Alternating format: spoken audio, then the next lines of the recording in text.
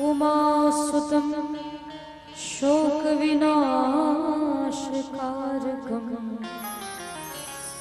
नमामि विघ्नेश्वर पादपङ्कजं। वसुदेवसुतं देवं कंसचाणूरमर्दनं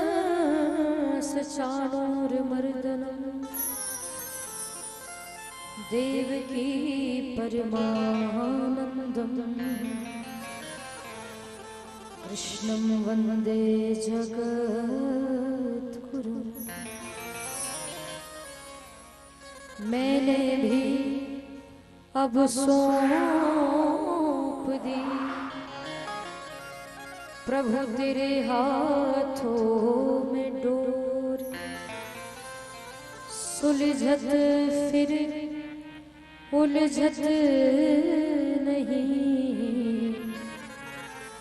जाको रक्षक नंद किशोर। जय जय श्री राधा रमण, जय जय नवल किशोर। जय गोपी चित्त चोर प्रभु, जय जय माखन चोर।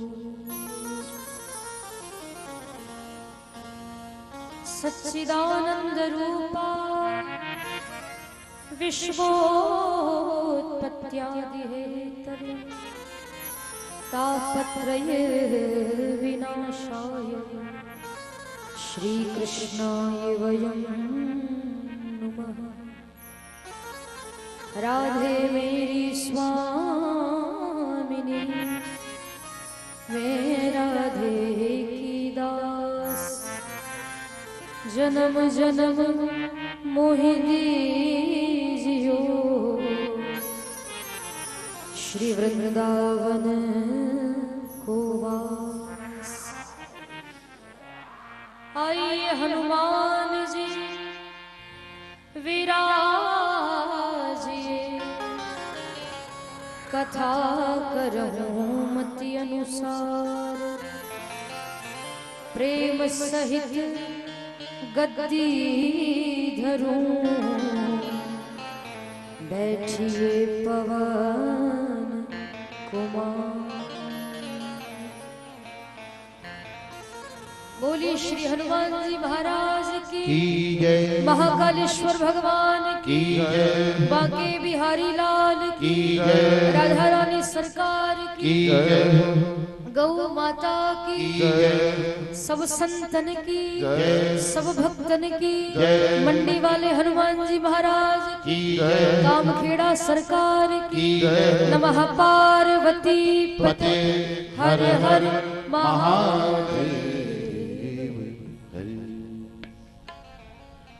आइए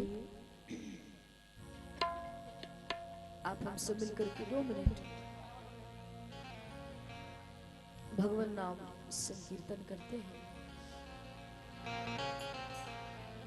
भाव से ताली बजाकर कीर्तन गाएं और कहें हरे राम हरे राम हरे राम हरे राम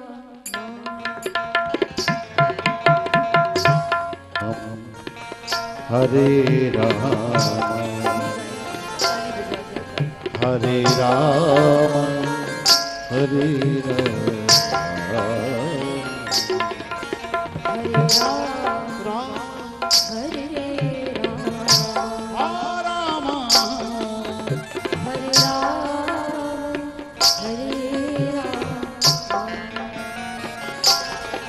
हरे राम हरे राम ओ हरे राम हरे राम हरे श्याम हरे श्याम हरे श्याम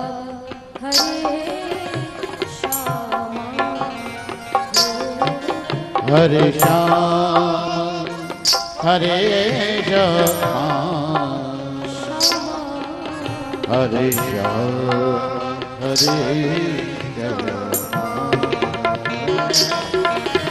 हरे श्याम हरे श्याम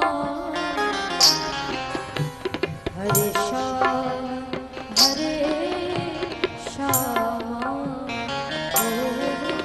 हरे श्याम हरे श्याम हरे श्याम हरे श्याम हरे श्याम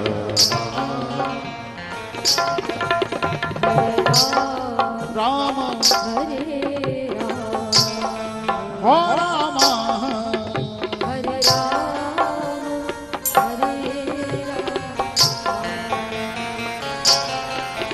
हरे राम हरे राम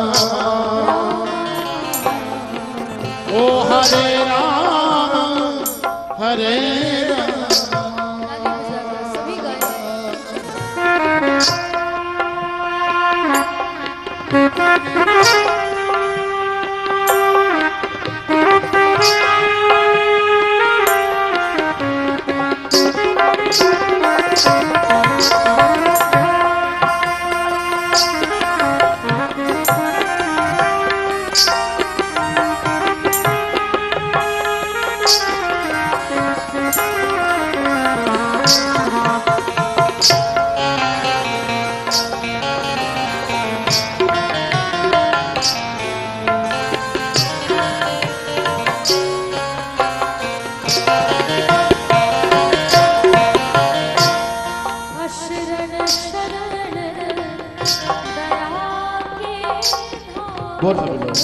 अशरण शरण दया के धाम मुझे भरोसा तेरा श्याम मुझे भरोसा तेरा श्याम करुणा कर श्री हरि अपना लो श्याम करुणा कर अपना लो श्याम अपना दास बना लो श्याम अपना दास बना लो श्याम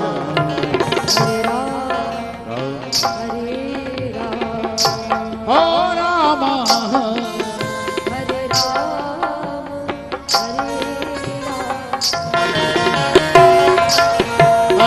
राम हरे राम हरे राम हरे राम हरे राम सभी गाए ताली बजाकर श्री हरि मिठी मिठी ताली बजाते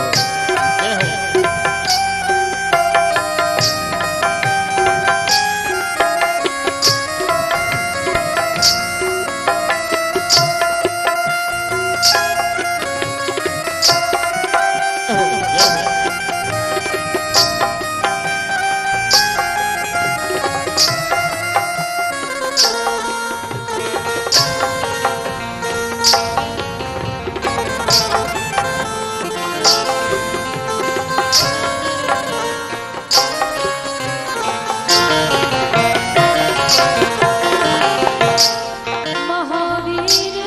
जय हो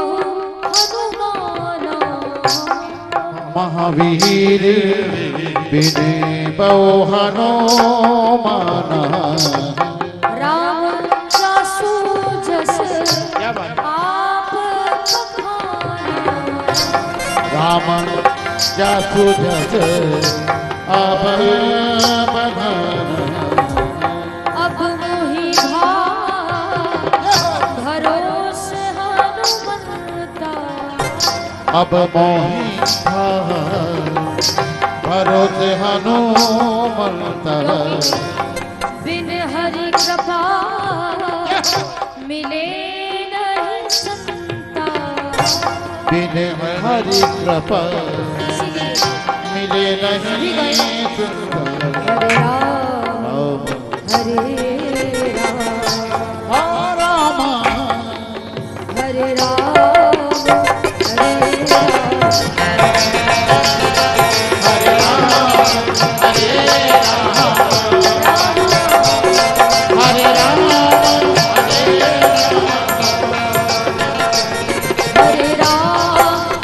हरे क्या बात है, क्या बात है।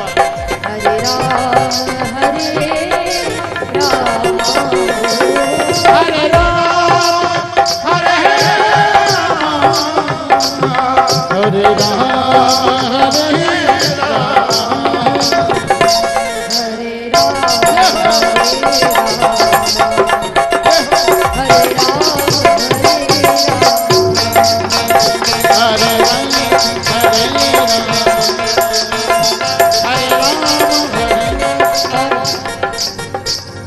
जितने भी भक्त आप यहाँ बैठे हैं सभी कीर्तन गाएंगे, सभी ताली बजाएंगे, पर ऐसे नहीं। दोनों हाथ खड़े करिए, पूरे पूरे हाथ, पूरे पूरे, हाँ। और ताली बजाकर मेरे साथ गाएंगे। एक बार मैं बोलूंगी, एक बार आप गाएंगे। क्या? हमारो धन राधा श्री राधा श्री राधा, हमारो धन राधा श्री राधा श्री राधा, हमारो धन राधा श्री राधा श्री राधा, हमारो धन राधा श्री राधा श्री राधा, परम धन राधा राधा राधा राधा, परम धन राधा राधा राधा राधा राधा, ओ परम धन राधा राधा राधा राधा, परम धन राधा राधा राधा राधा राधा, हमारो धन राधा श्री राधा, हमारो धन राधा श्री राधा श्री राधा, संत धन राधा राधा राधा राधा, संत धन राधा राधा राधा राधा राधा, ओ भक्त धन राधा राधा राधा राधा, भक्त धन राधा राधा राधा राधा राधा, हमारो धन राधा श्री राधा श्री राधा, जय राधे राधे जय राधे राधे राधे राधे राधे राधे राधे राधे राधे जय राधे राधे राधे राधे, हर खानावत में राधे राधे, खानावत में राधे राधे, अगले राधे आस पास में राधे राधे, माताओं में राधे राधे, भाइयों में राधे राधे, बुजुर्गों में राधे राधे, इन बच्चों में राधे राधे, इन संगीतकारों में, हम भक्तों में हरे राधे राधे हरे राधे राधे हरे राधे राधे हरे राधे राधे राधे राधे राधे राधे राधे श्री राधे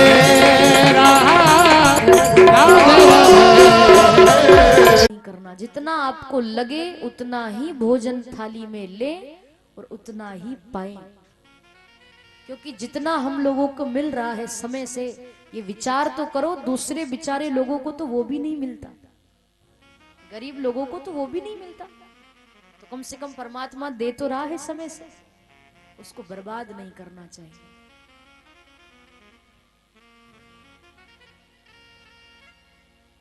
सुखदेव जी का पूजन हुआ और परीक्षित तो गदगद हो गए, प्रसन्न हो गए कि अब मुझे चिंता करने की कोई बात नहीं है, मेरी मुक्ति का साधन आ गया। खूब भाव से सुखदेव जी का पूजन करके उनके चरणों में बैठ जाते हैं।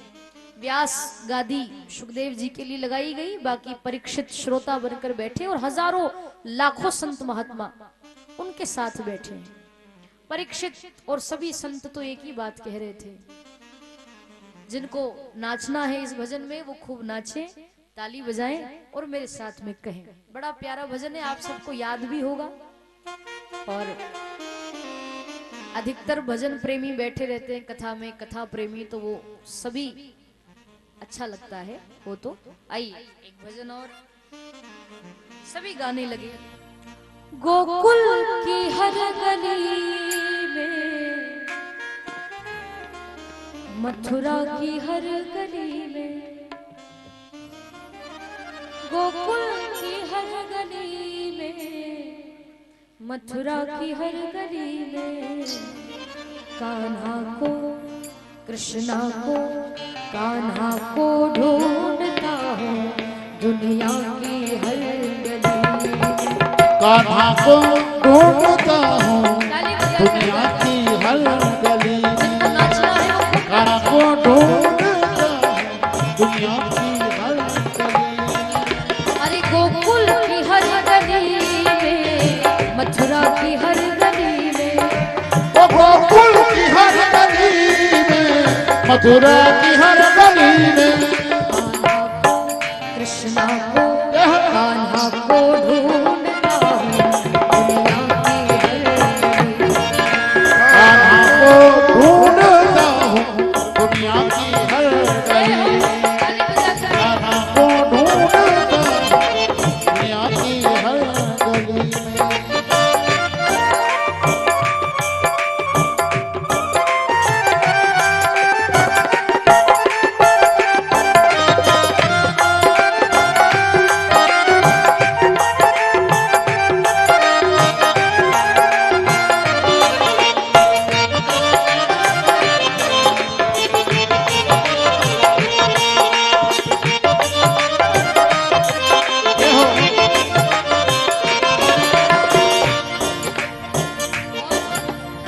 गोकुल गया तो सोचा माखन चुराता होगा। गोकुल गया तो सोचा माखन चुराता होगा। गोकुल गया तो सोचा माखन चुराता होगा। गोकुल गया तो सोचा माखन चुराता होगा। या फिर कदम के नीचे बंसी बजाता होगा। या फिर कदम के नीचे बंसी बजाता होगा। वो गोकुल गया तो सोचा माखन चुराता होगा। गोकुल गया तो सोचा माखन चुराता होगा। या फिर कदम के नीचे बंसी बजाता होगा। या फिर कदम के नीचे बंसी बजाता होगा। अरे गुजरी की हर गली में, ग्वालन की हर गली में, वो गुजरी की हर गली में, ग्वालन की हर गली में। कान्हा को कृष्णा को कान्हा को ढूंढता हूँ दुनिया की हर गली। वो कान्हा को ढूंढता हूँ दुनिया की हर गली में। अरे गोकुल की हर गली में, मथुरा की हर गली में, वो गोकुल की हर गली में, मथुरा की हर गली में। कान्हा को जय हो कृष्णा को जय हो। कान्हा को ढूंढता हूँ दुनिया की हर गली। कान्हा को ढूंढता हूँ दुनिया की हर गली में।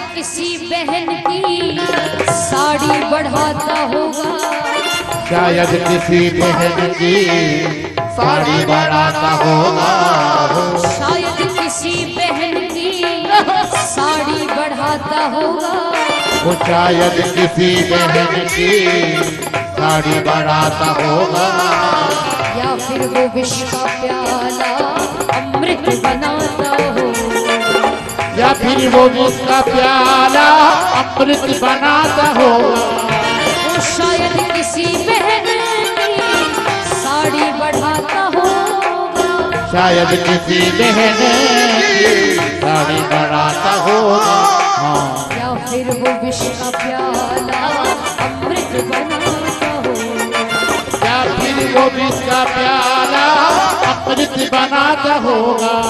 अरे भक्तों की हर गली में, प्रेमी की हर गली में, भक्तों की हर गली में, प्रेमी की हर गली में, कान्हा को जय हो कृष्णा को जय हो राधा को ढूंढता दुनिया की कान्हा को ढूंढता हूँ दुनिया की हर गली में। वो गोकुल की हर गली में, मथुरा की हर गली में, वो गोकुल की हर गली में, मथुरा की हर गली में, कान्हा को जय हो कृष्णा को जय हो राधा को ढूंढता दुनिया की कान्हा को ढूंढता हूँ दुनिया की हर गली बोली में। गोपाल कृष्ण भगवान की क्या बात है?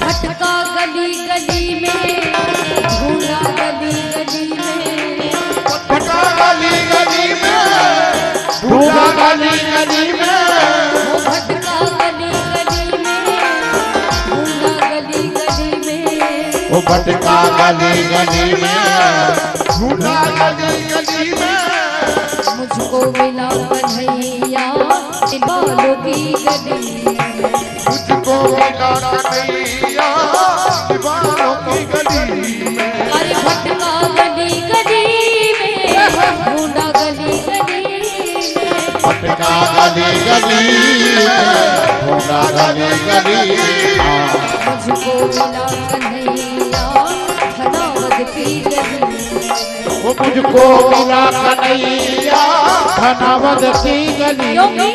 अरे बनवारी दिल लगाने आता है इस गली में, वो बनवारी दिल लगाने आता है इस गली में। कान्हा को कृष्णा को जय हो। कान्हा को ढूंढता है दुनिया की हर गली में, वो कान्हा को ढूंढता हूँ दुनिया की हर गली में। अरे गोकुल की हर गली में, मथुरा की हर गली में, गोकुल की हर गली में, मथुरा की हर गली में। कान्हा को कृष्णा को ढूंढता है दुनिया की हर गली में, कान्हा को ढूंढता हूँ दुनिया की हर गली में। दुनिया की हर गली में, कृष्णा की हर गली में, दुनिया की हर गली में, दुनिया की हर गली में। बोली गोपाल कृष्ण भगवान की। की जय।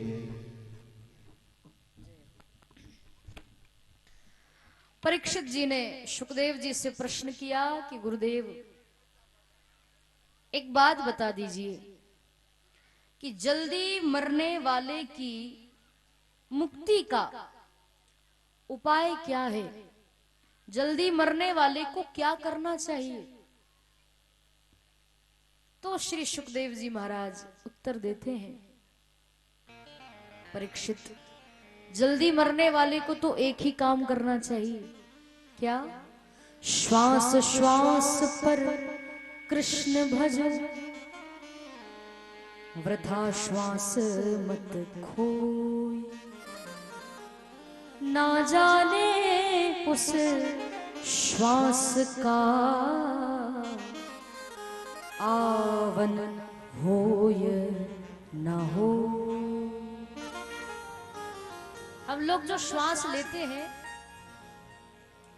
जो श्वास हम ले रहे हैं, जो छोड़ रहे हैं इस नासिका के द्वारा, वो श्वास जो हमारी चली गई, जो हम ले चुके हैं और जो हमने छोड़ रखी है, जो श्वास चली गई वो वापस आएगी कि नहीं, वो वापस हम ले पाएंगे कि नहीं, इसका कोई भरोसा नहीं। ना जाने उस श्वास का आवन हो या ना हो। इसीलिए श्वास श्वास पर कृष्ण भजो, वृथा श्वास मत खोए। परमात्मा के नाम के बगैर एक सेकेंड भी खाली चला जाए, एक क्षण भी खाली चला जाए, एक श्वास भी यदि खाली चली जाए बिना नाम के, तो उसका बैठ करके पश्चाताप करना चाहिए, प्रायश्चित करना चाहिए कि वो खाली कैसे चली गई, वो पल खाली कैसे चला गया, मैंने नाम क्यों नहीं लिया। इसीलिए हर श्वास पर भगवान का नाम लो। परीक्षित बोले कि गुरुदेव कैसे नाम लूं, मेरा मन तो लगता ही नहीं भजन में। भजन करने बैठता हूं संसार याद आता है, कथा सुनने बैठता हूं तो घर परिवार के लोग याद आते, पानी की प्यास लगती है, चाय की याद आती है, भूख लगती है, संसार की चीजें याद आती। कैसे भगवान का भजन करूं, मन तो लगता ही नहीं। मन को कैसे लगाऊं?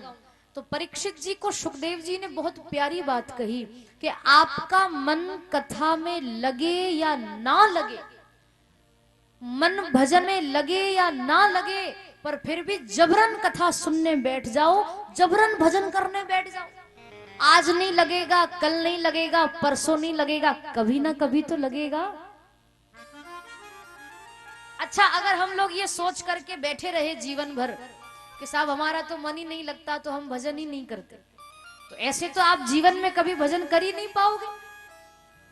पर कोशिश तो करनी पड़ेगी ना, मन लगे या ना लगे, फिर भी भजन करो, फिर भी कथा सुनो। इतने सारे बैठे हो आप, पूरा पांडाल भरा है, जरूरी थोड़ी कि सबका ही मन कथा में लगता होगा। किसी किसी का लग भी रहा है, पूरा पूरा लग रहा है, पर कोई कोई ऐसे बैठे हैं जिनका मन अभी भी घर में भटक रहा होगा, क्या पता ताला लगाया कि नहीं लगाया।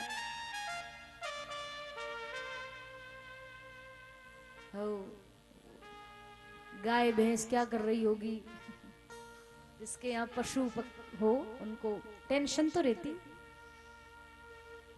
पीछे का दरवाजा लगाया कि नहीं, कोई जानवर नहीं घुस जाए, कोई घर में नहीं चला जाए, कोई चोर नहीं आ जाए, जो भी टेंशन होती है वो तो होती है। देखो, तो मतलब पूरी तरीके से मन कथा में नहीं लगता। कई कथा के बीच में भी बातचीत कर लेते हैं, तो ऐसा नहीं करना चाहिए। पर सुखदेव जी कहते हैं कि मन लगे या ना लगे, जबरदस्ती मन को लगाओ, क्योंकि मन ही है जो परमात्मा से मिला सकता है। मन के हारे हार है, मन के जीते जीत, मन ही मिलावत राम सो और मन ही करत फजीत। पूरा जो खेल है संसार का वो मन के ऊपर है। मन ही भगवान से मिलाता है, मन ही भगवान से बिछड़ा देता है। मन को लगा कर रखो, नहीं लगे तो भी जबरन लगाओ, कभी ना कभी तो लगेगा। कोशिश करते रहो, कोशिश करने वाला कभी हारता नहीं। आज नहीं मिली सफलता, कल नहीं मिली, परसों कभी कभी तो मिलेगी, कभी ना कभी तो मिलेगी। ये विचार करके भजन करो। बहुत सारे आसन बताए, एक स्थान पर बैठकर मन को जीतो, इंद्रियों का मुख परमात्मा की ओर कर दो तो मन लगता है। नाम जपने से, माला करने से भी मन लगता है भगवान में, जल्दी स्थिर होता है। कथा सुनने से मन स्थिर होता है, टिका रहता है, इधर उधर नहीं भटकता। ये भी एक साधन है। तो ऐसी बातें बताई और कई सारे प्रश्न परीक्षित पूछते हैं। सुखदेव जी बोले कि देखो, केवल श्रोता ही प्रश्न करे ऐसा नहीं है, वक्ता भी तो प्रश्न कर सकता है। और वक्ता प्रश्न करता है तो इसीलिए करता है, वो ये जानना चाहता है कि जो सुनने वाले बैठे हैं उनका ध्यान अभी भी कथा में ही है या इधर उधर भटक रहा है। और आप लोग कितना जानते हो, आपके यहाँ इतने वर्षों से कथा होती, तो कितना आपने इसको सीखा, जीवन में उतारा, कितना सुना, ये बात होती, इसीलिए प्रश्न किया जाता है। बाकी और कोई भाव मेरा भी नहीं है। और सुखदेव जी भी कहने लगे कि तुमने तो मुझसे इतने सारे प्रश्न कर लिए, पर एक प्रश्न मैं भी तुमसे करना चाहता हूं। कैसा? ये बताओ, तुम्हारे हिसाब से परीक्षित, भगवान जल्दी किसको मिलते हैं? ध्यान से सुनिएगा, प्रश्न बड़ा अच्छा है। और आप में से भी किसी को उत्तर मालूम हो तो बताओ, क्योंकि उत्तर भी बड़े सरल हैं। जिसको जैसा मालूम हो वैसा बताओ। यहां कोई आपको डाटा नहीं जाएगा, कि आपको ये नहीं सोचा जाएगा कि लोग क्या कह दिया। जिसको जो पता हो अपनी बुद्धि के अनुसार, अनुभव के अनुसार बताइए। परीक्षित ने जो उत्तर दिए वो तो मैं आपको बताऊंगी ही, पर आपको क्या लगता है कि क्या करना चाहिए ऐसा कि जिससे भगवान जल्दी प्रसन्न हो जाए और जल्दी मिल जाए, दर्शन दे दे? बताओ। प्रेम करना चाहिए। वाह वाह, क्या बात है, बहुत सुंदर। और कोई उम्मीदवार ऐसे उत्तर देने में? क्या करना चाहिए ऐसा जो भगवान जल्दी मिल जाए?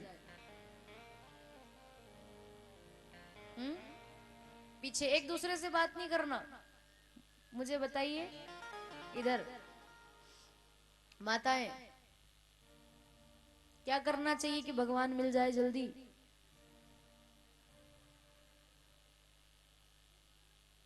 प्रेम करना चाहिए, भक्ति करना चाहिए। चलो अच्छी बात है। उधर बालकनी में पीछे, क्या करना चाहिए जो भगवान जल्दी मिल जाए? रुको,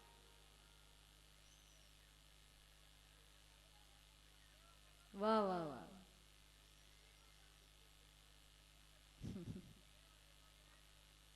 हाँ हाँ, सेवा करनी चाहिए, भक्ति करनी चाहिए।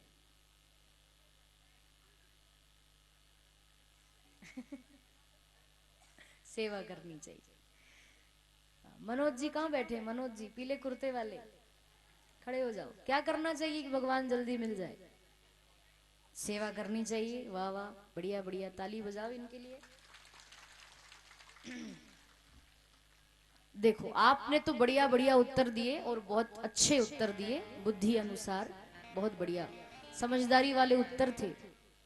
अब परीक्षित के उत्तर सुनो, आपको हंसी भी आएगी, आपको आश्चर्य भी लगेगा कि ये कह क्या रहे हैं। परीक्षित जी से पूछा कि भगवान जल्दी किसको मिलते हैं, क्या करने पर? तो परीक्षित का ये उत्तर था पहला कि गुरुदेव, मुझे लगता है कि भगवान जल्दी उसको मिलते होंगे जो दिन में 5 बार नहाता है। जो दिन में 5 बार नहाए, चकपक रहे, बिल्कुल साफ सुथरा रहे, उसको भगवान मिलते होंगे। सुखदेव जी को हंसी आई। सुखदेव जी बोले कि अगर 5 बार नहाने से भगवान मिलते होते तो उन कोल भीलों को, जिन आदिवासियों को राम जी ने दर्शन दिया, जिन आदिवासियों के घर भगवान गए, जिनको दर्शन दिया, वो कोल भील, वो आदिवासी सर्दी के समय, जाड़े के समय तो वो नहाते ही नहीं है। बताओ, आदिवासी लोग ये सर्दी के ठंड के समय तो नहाते ही नहीं। अब वो नहीं नहाते हैं, जब वो स्नान नहीं करते, तो फिर भगवान ने उनको ज्यादा दर्शन क्यों दिया? क्योंकि भगवान ये नहीं देखते कि आप नहाकर आए हो कि नहीं, आपका शरीर शुद्ध है या नहीं। संसार के लोग ये बात जरूर देखते हैं कि ये नहाया है कि नहीं, ये गोरा है कि नहीं, ये कैसा है दिखने में, पर भगवान ये सब नहीं देखते। जैसा आपने कहा कि उसके प्रति प्रेम होना चाहिए, भक्ति होना चाहिए, भाव होना चाहिए। परमात्मा केवल आपका मन देखता है कि इसका मन मेरे प्रति कितना है, बाकी भगवान शरीर नहीं देखते। परीक्षित बोले अच्छा, हाँ तो गुरुदेव भगवान ये तो देखते ही होंगे कि आप कितने पढ़े लिखे हो, कितनी डिग्रियां हैं आपके पास, आपने फाइनल किया है कि नहीं, ग्रेजुएशन किया है कि नहीं, 12वीं की है कि नहीं, ये तो देखते ही होंगे। सुखदेव जी बोले नहीं नहीं, भगवान ये भी नहीं देखते। भगवान अगर देखते कि तुम कितने पढ़े लिखे हो, कितनी डिग्रियां हैं, कितना तुमने पढ़ाई की है, ये सब अगर बातें भगवान देखते तो भगवान शबरी के घर क्यों जाते, मीराबाई को दर्शन क्यों देते? कबीरदास जी, रेदास जी, ये तुलसीदास जी, सूरदास जी, आप मुझे बताओ मीराबाई, सूरदास, कबीरदास जी ये कौन से स्कूल में पढ़ने गए थे, कौन से कॉलेज में पढ़ने गए थे? उस समय कोई कॉलेज वगैरह हुआ करते थे क्या? कुछ नहीं, ये तो अब सुविधाएं होने लगी। भगवान के समय स्कूल कॉलेज नहीं हुआ करते, और ना तो मीराबाई किसी स्कूल कॉलेज में पढ़ने गई, ना कबीरदास जी, ना सूरदास जी, ना तुलसीदास जी, ना कोई। फिर भी देखो आज उन्होंने ऐसे ऐसे पद लिखे हैं भगवान के ऊपर, भगवान के बारे में ऐसी ऐसी चीजें लिखी हैं, ऐसे ऐसे दोहे लिखे हैं। सूरदास जी, कबीरदास जी, मीराबाई के एक एक दोहे पर, एक एक लाइन पर आज पढ़े लिखे लोग पीएचडी करते हैं। क्या कारण है? ये परमात्मा का, उनकी कृपा ही तो है। भगवान थोड़ी देखते कि तुम पढ़े लिखे हो कि नहीं, कि डिग्रियां कितनी है। पढ़े लिखे हो या ना हो, पर आपका मन उस परमात्मा के लिए पूरा समर्पित होना चाहिए, पूरा उसका हो जाओ।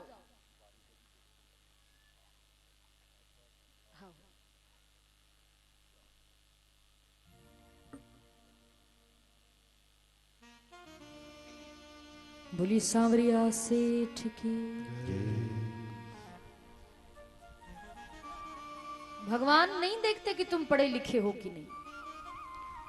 सुखदेव जी ने जब उत्तर दिया तो परीक्षित बड़े प्रसन्न हुए कि ये तो अच्छी बात है, पर गुरुदेव भगवान ये तो देखते ही होंगे ना कि आप किस जाति के हैं, आपकी जात कौन सी है, ये तो पक्का भगवान देखते होंगे। सुखदेव जी बोले सबसे बड़ी बात मैं तुम्हें बताऊं, भगवान जाति पाति कभी नहीं देखते। अगर जात भगवान देखते किसी की तो केवट के यहाँ क्यों जाते, शबरी के घर क्यों जाते? वो तो भिल्ली थी, लोग उसको भिल्ली कहते थे। शबर जाति में जन्म लेने वाली, केवट नाव चलाने वाला, और कहां जाए देखने? आप भागवत जी में ही देख लो, विदुर जी के घर भगवान क्यों जाते?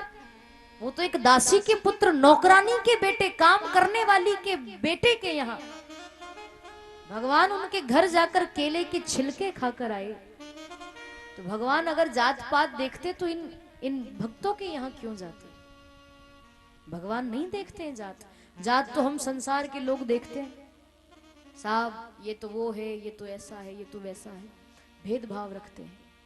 रामचरित्र मानस में एक चौपाई आती है कि जाति पाति पूछे ही नहीं कोई, हरि को भजे सो हरि का होई। फिर वहां जाति पाति नहीं देखी जाती। जो भगवान का भजन करता है वो भगवान का हो जाता है। और पीले वस्त्र की कोई जात नहीं होती, संत की कोई जात नहीं होती। संत तो संत है, और किसी महात्मा से, संत से उनकी जात पूछनी भी नहीं चाहिए, ये भी अपराध है। वो तो महात्मा हो गए, अब वो संसार के थोड़ी रहे जो उनसे जात पूछो। और जात पूछकर करोगे भी क्या आप? वो जो कह रहे हैं, जो उनका ज्ञान है, उसको प्रणाम करो ना। फालतू पूछने से क्या फायदा? है तो इंसान ही, है तो मनुष्य ही। और संसार के लोगों ने जाति पाति बनाई, तिलक लगाने लगे तो कहा कि ये ब्राह्मण है। जो जिस कर्म को कर रहा था उस कर्म के अनुसार उसकी जाति रख दी गई। बाकी भगवान के घर से तो सब एक जैसे आए हैं, कोई भेदभाव नहीं, कोई अंतर नहीं, कोई अंतर नहीं।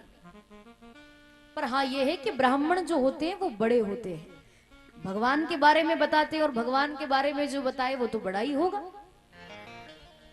बाकी और कोई बात नहीं है उसमें। भगवान जात पात क्यों देखेंगे, देखते ही नहीं। और जो जात पात देखता है, जो भेदभाव रखता है, वो भगवान का भक्त तो कभी हो ही नहीं सकता। उसको जात पात नहीं देखनी चाहिए। भजन करो भगवान का खूब भाव से। विदुर जी के घर भगवान क्यों जाते? बड़ी प्यारी कथा आती है विदुर जी की। परीक्षित ने पूछा कि ये विदुर जी कौन है और कैसे इनके घर भगवान गए, कैसे इनके घर जाकर केले के छिलके खाए। कथा मुझे विस्तार से सुनाओ। तो ये कथा महाभारत की कथा आती है। उस समय की बात है जब कौरव और पांडवों का युद्ध चल रहा था, मतलब षड्यंत्र रचा जा रहा था। युद्ध तो नहीं, पर षड्यंत्र रचा जा रहा था कौरवों के द्वारा पांडवों को मारने का। कौरव जब पांडवों पर अत्याचार कर रहे थे, उनको लाक्षागृह में जलाने का षड्यंत्र रचा जा रहा था। तो विदुर जी जो हैं वो दुर्योधन के यहाँ मंत्री पद पर स्थित थे, मंत्री थे दुर्योधन के। और विदुर जी को इस बारे में पता चला कि ये दुर्योधन पांडवों पर अत्याचार कर रहा है। तो विदुर जी तो ठहरे भगवान के भक्त, धृतराष्ट्र के पास गए, दुर्योधन के पिता के पास। धृतराष्ट्र को जाकर समझाया। दुर्योधन जब महल में नहीं था, तब विदुर जी ने जाकर कहा कि देखो धृतराष्ट्र, तुम्हारा जो बेटा है ना दुर्योधन, वो तुम्हारे घर में कलंक पैदा हुआ है। खुद तो मरेगा ही मरेगा अपने कर्मों से, तुमको भी मरवाएगा। अपने बेटे को समझाओ कि पांडवों पर अत्याचार ना करे, कोई फायदा ही नहीं। पांडवों पर अत्याचार करोगे, अरे वो तुम्हारे भाई के बेटे हैं, तुम्हारे बालक जैसे हैं, तुम्हारे बच्चों जैसे हैं। अपने बच्चों पर भला कोई कैसे हाथ उठा सकता है, कैसे गलत कर सकता है? और तुम्हारा बेटा जो कुछ करता है तुम उसमें उसका साथ देते हो, ये गलत है। वो गलत कर रहा है तो उसको बोलो ना कि ये गलत है। मेरी बात मानो, दुर्योधन को तुम समझाओ और ये षड्यंत्र रचना बंद करो। क्योंकि पांडव कमजोर नहीं है, वो केवल तुम्हारा आदर सम्मान करते हैं, इसीलिए कुछ कहते नहीं। आप किसी पर अत्याचार करते जाओ, उसको प्रताड़ित करते जाओ, परेशान करते जाओ, और वो बेचारा मान सम्मान के कारण कुछ बोलता नहीं। इसका मतलब ये थोड़ी कि उसमें शक्ति नहीं है, कि उसमें बल नहीं है। बल तो है, वो भी बोल सकता है, उत्तर दे सकता है, पर आपका मान सम्मान करता है, इसीलिए कुछ बोलता नहीं। उसका गलत फायदा नहीं उठाना चाहिए कोई कुछ नहीं बोले तो। कमजोर मत समझो और अपने बेटे को समझाओ, उसकी हरकतें बहुत बेकार है। ये बात दुर्योधन के बारे में बता ही रहे थे विदुर जी धृतराष्ट्र को कि इतने में दुर्योधन महल में आ गया। चोरी छुपे विदुर जी की बात सुन ली। विदुर जी के पास आकर बोला कि क्यों दासी पुत्र, एक तो तुम नौकरानी के बेटे हो, उसके बाद भी मैंने कृपा करके तुम्हें अपने यहां मंत्री पद दे दिया, और तुम मेरे पिता से मेरी ही बुराई करते हो। चले जाओ मेरे महल से, आज के बाद मेरे महल में कदम मत रखना। मैंने कैसे दया करी तुम पर, कैसे तुमको मंत्री पद दिया। नौकरानी के बेटे क्या काम करते हो तुम? इतना बड़ा पद दे दिया तो इतना अहंकार कि मेरे पिता से मेरी बुराई करते हो। विदुर जी बोले कि बुराई नहीं कर रहा था, मैं किसी के पक्ष में नहीं हूं।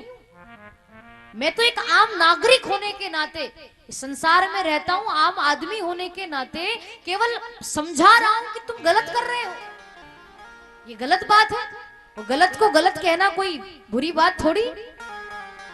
सत्य को कभी छुपाना नहीं चाहिए, सत्य को तो उजागर ही रखना चाहिए। मैं क्यों डरूं? और तुम्हारे दिल को ठेस पहुंचाने के लिए मैंने कोई बात नहीं की, जो कहा मैंने सत्य कहा। पर दुर्योधन तो अहंकारी व्यक्ति है, उसको कौन समझाए। ऐसे मूर्खों से बात तो करना ही नहीं चाहिए। विदुर जी ने सोचा कि बार बार समझाऊंगा तो ये मानेगा तो है नहीं, मेरा ही टाइम वेस्ट होगा, समय बर्बाद होगा। विदुर जी बोले कोई बात नहीं, तुम्हें मेरी बात अच्छी नहीं लगी, परंतु ये बात कहकर जा रहा हूं, और मुझे तुम्हारे घर अब कोई नौकरी भी नहीं करनी है। तुम बार बार कहते हो कि तुमने मुझे मंत्री पद दिया, मंत्री पद, तो मैं तुम्हारे मंत्री पद से इस्तीफा देता हूं। ये तुम्हारी नौकरी तुम्हारे पास रखो, मैं तो भगवान का भजन करूंगा। ऐसी जगह काम करने से क्या फायदा जहां गलत काम होते हो, जहां पाप होते हो। भले ही आप पाप नहीं करोगे, पर कभी ना कभी तो देखने में आएगा, तो पाप का फल तो मुझे भी भुगतना है ना। भैया मैं ऐसी जगह नौकरी नहीं करता, मंत्री पद से इस्तीफा दे दिया, मुझे नहीं करनी ऐसी नौकरी। जितनी धन दौलत, जितना रुपया पैसा, रहने के लिए मकान, पहनने के लिए वस्त्र, पाने के लिए भोजन दुर्योधन ने विदुर जी को दिया था, वो सूत समेत उसको वापस कर दिया कि मुझे ना तुम्हारा घर चाहिए ना तुम्हारा पैसा चाहिए, मैं तो अपनी मेहनत का कमाऊंगा, भगवान का भजन करूंगा। पत्नी को साथ लेकर विदुर जी एक कदली का वन था। कदली का अर्थ होता है केले, केले का जो फल होता है उसको संस्कृत में कदली कहते हैं। तो कदली का वन यानी केले का बगीचा था। उस बगीचे में ही विदुर जी ने कुटिया बनाई। आज इकलेरा से अभी 1 महीने पहले ही कथा हुई, 25 दिसंबर से 31 दिसंबर तक, और गोयल परिवार के द्वारा वहां पर भागवत कथा हुई थी। वो पूरा परिवार आज कथा सुनने पधारे। एक बार जोरदार ताली बजाएं इन भक्तों के लिए। हमारे मुरली मनोहर जी है ना, अरे वाह वाह, राहुल भैया और सभी पधारे जिन्होंने मुझे बेटी माना है।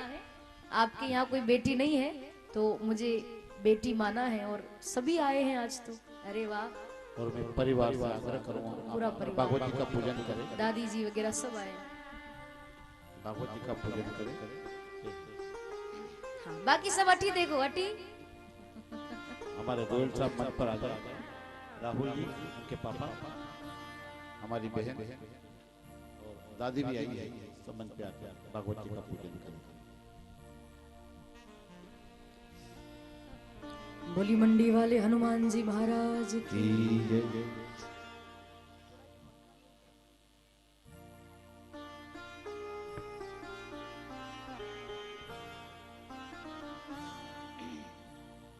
जल्दी जल्दी आ जाओ। स्वागतम कृष्णा, स्वागतम कृष्णा,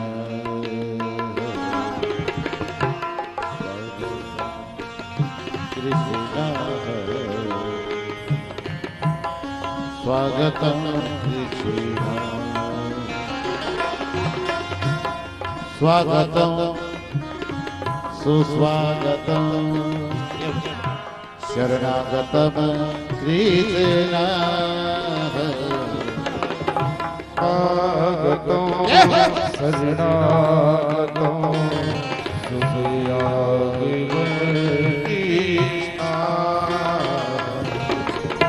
स्वागत कृष्णा, ओ स्वागतम कृष्णा,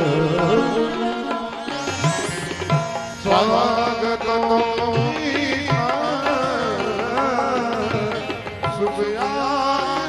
ताली बजाइए। Welcome welcome welcome Krishna, welcome welcome welcome Krishna, स्वागत कृष्णा, स्वागतम कृष्णा,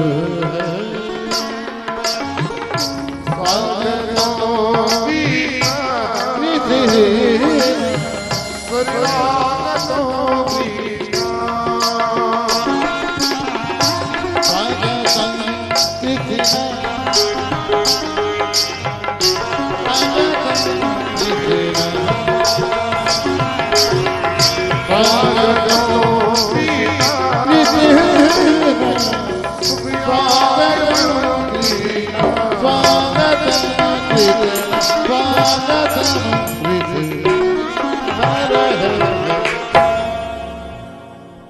बोली बांके बिहारी लाल की। हमें राजस्थान दिखाने वाले आपके क्षेत्र में हम पहली बार आए हैं। ये गोयल परिवार यूट्यूब पर इन्होंने देखा, हमारे प्रमोद जी, मुरली मनोहर गोयल साहब, और इन्होंने कहा कि महाराज यही तारीख हमको चाहिए, 25 दिसंबर से 31 दिसंबर। आप यूट्यूब पर भी देख सकते हैं, और ये कथा भी लाइव चल रही है। ये कथा भी आप लाखों लोग इसको विदेश तक देख रहे हैं।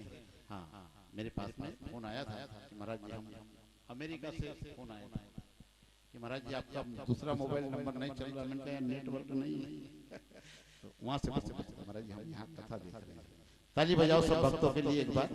क्षेत्र बड़ा अच्छा है, धार्मिक क्षेत्र है। आप लोग सभी लोग बहुत बढ़िया है, तो आप यहाँ पधारे, आपका स्वागत है। बोले महाकालेश्वर भगवान की, कामखेड़ा के हनुमान जी महाराज की जय। विदुर जी ने मंत्री पद से इस्तीफा दे दिया और केले के बगीचे में वो एक पर्ण कुटी बनाई, घास फूस की कुटिया। वहां विदुर जी रहने लगे पत्नी के साथ। ओम नमो भगवते वासुदेवाय, इस महामंत्र का जाप करने लगे। महामंत्र है ये। 12 वर्ष तक यदि कोई इसका जाप करे नियम से, तो उनके यहाँ स्वयं भगवान चलकर उनको दर्शन देने आते हैं, ऐसा कहा गया है। और अगर किसी किसी की भक्ति ज्यादा तीव्र होती है, 12 साल भी नहीं लगते, 12 महीने में ही भगवान दर्शन दे दे, है ना। और अगर ज्यादा भक्ति हो तो 12 दिन, 12 घंटे, 12 मिनट या 12 सेकेंड। परमात्मा को आने में टाइम थोड़ी लगेगा, उसको कहाँ कोई बस ट्रेन पकड़नी है, वो तो आ जाएगा। आपकी भक्ति इतनी तीव्र होनी चाहिए कि उसको आना ही पड़े। खूब भगवान का भजन किया। अच्छा एक बात बताओ, विदुर जी की पत्नी का नाम क्या था? विदुर जी की पत्नी का नाम मालूम है किसी को?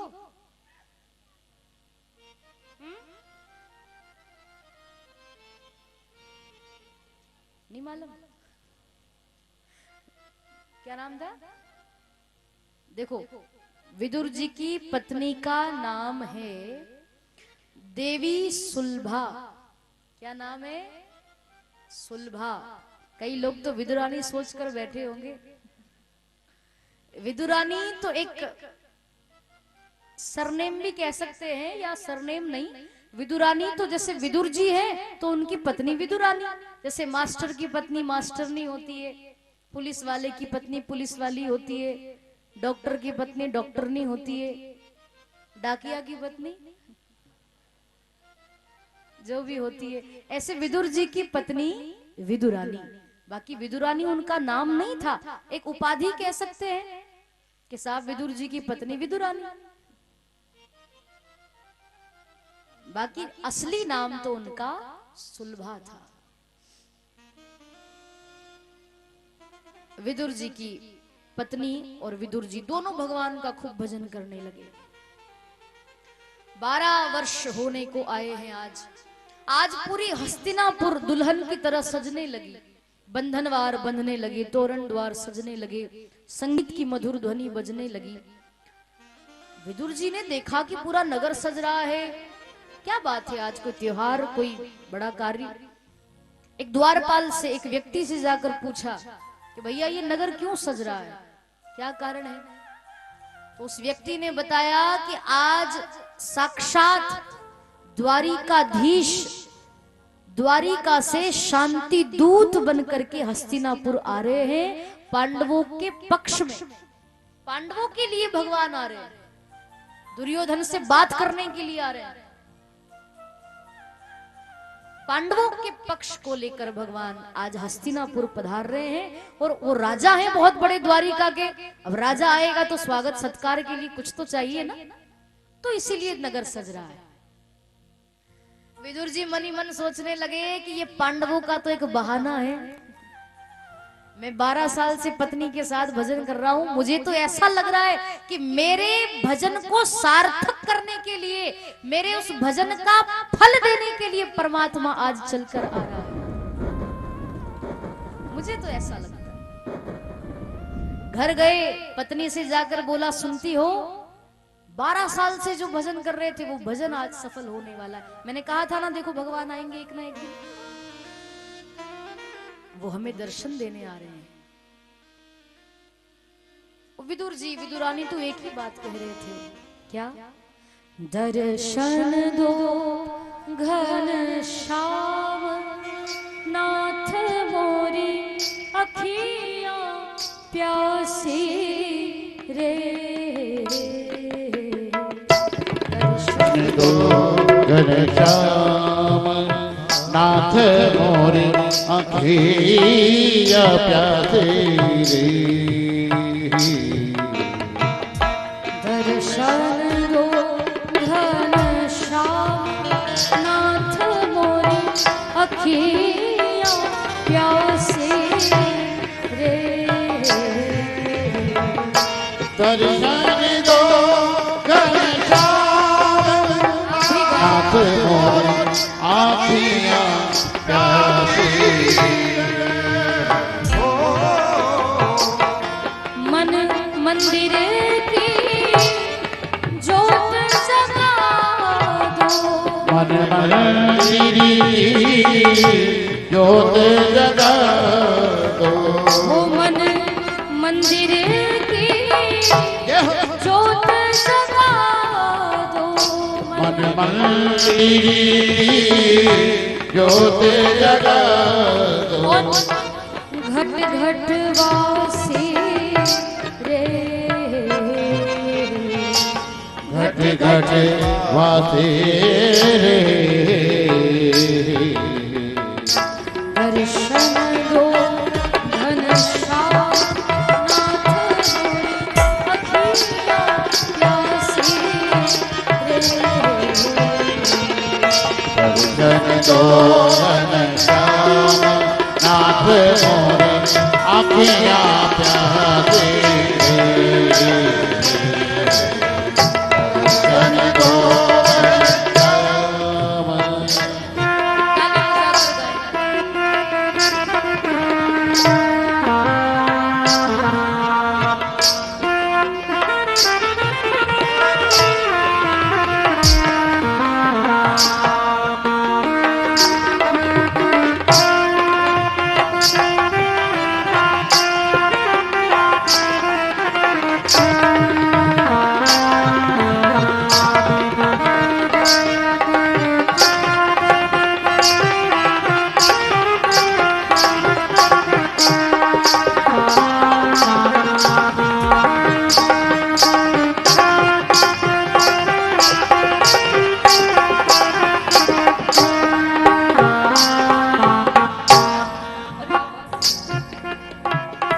मंदिर मंदिर मूरत देखे। मंदिर मंदिर मूरत देखी। फिर भी न दिखे सूरत तेरी। फिर भी न देखे सूरत तेरी। युग बीते ना आई मिलन की।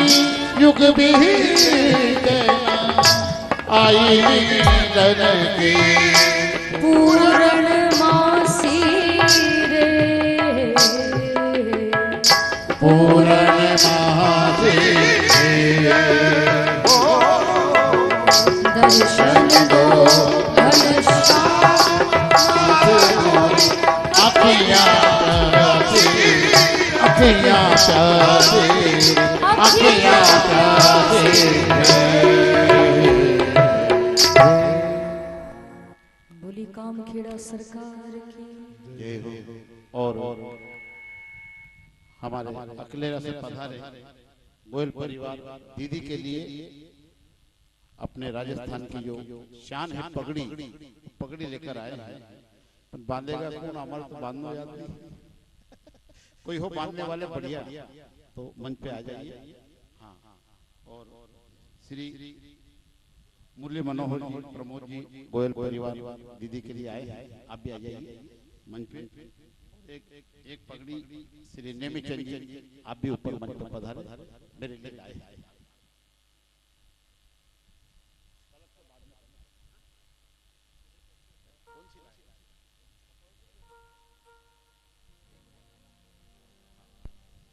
जल्दी जल्दी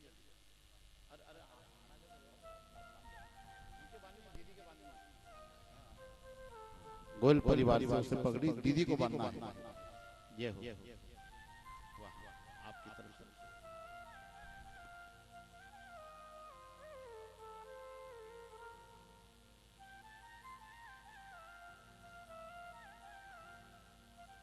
वाह वाह।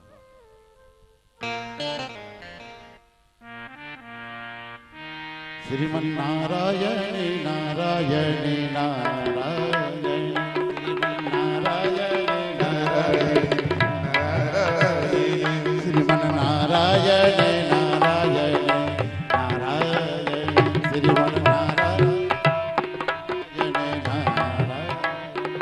श्रीमन नारायण भजमन नारायण, श्रीमन नारायण भजमन नारायण, श्रीमन नारायण नारायण नारायण, श्रीमन नारायण माता नारायण पिता नारायण, माता नारायण पिता नारायण, सद्गुरु नारायण नारायण नारायण, सद्गुरु नारायण नारायण नारायण, श्रीमन नारायण नारायण नारायण, श्रीमन नारायण नारायण नारायण, श्रीमन नारायण, श्रीमन नारायण, श्रीमन नारायण, श्रीमन नारायण, भजमन नारायण नारायण नारायण, नारायण नारायण नारायण।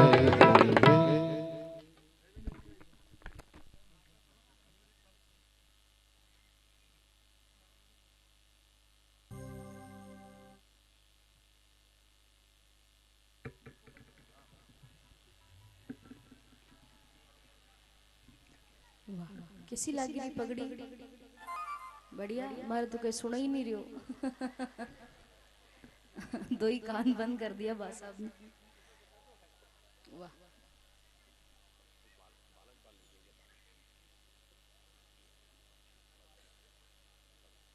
ढीली है वो।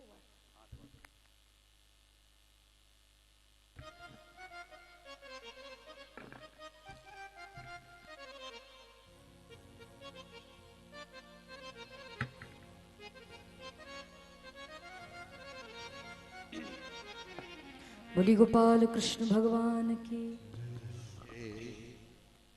बाकी सब शांति बनाए रखें।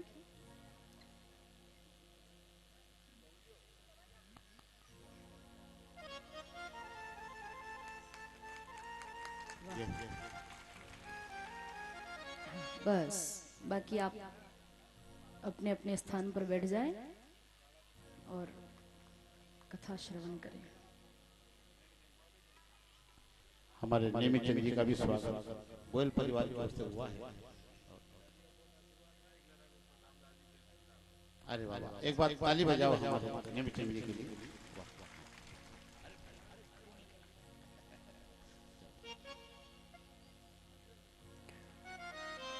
बोली मंडी वाले हनुमान जी महाराज की जय।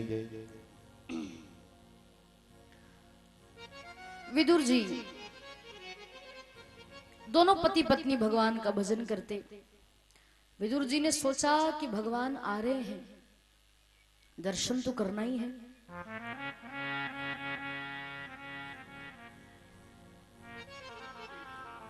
विदुरानी जी बोली कि देखिए आप भगवान के दर्शन के लिए आतुर हैं, मुझे तो नहीं लगता कि हमें भगवान का दर्शन होगा, क्योंकि अब आपका मंत्री पद तो रहा नहीं। मंत्री पद होता तो कैसे भी करके भगवान के पास पहुंच जाते, कैसे दर्शन करेंगे। विदुर जी बोले चिंता मत करो, मुझे भगवान पर पूर्ण विश्वास है कि भगवान को इतनी भीड़ में हम देख पाए या ना देख पाए, क्योंकि हजारों लाखों की संख्या रहेगी, लाखों लोगों के बीच भगवान को कैसे देख पाए। तो भले ही हमारी नजर उस पर पड़े या ना पड़े, पर उस परमात्मा की एक नजर यदि हम पर पड़ गई, एक नजर भी यदि उसकी हम पर पड़ जाए, तो इतने वर्षों से जो हम भजन कर रहे हैं वो भजन आज सार्थक हो जाएगा, एक नजर भी यदि पड़ गई तो। चिंता मत करो, भगवान अच्छा ही करेंगे। हजारों लाखों की संख्या में हम भी खड़े रहेंगे, भगवान दर्शन क्यों नहीं देंगे।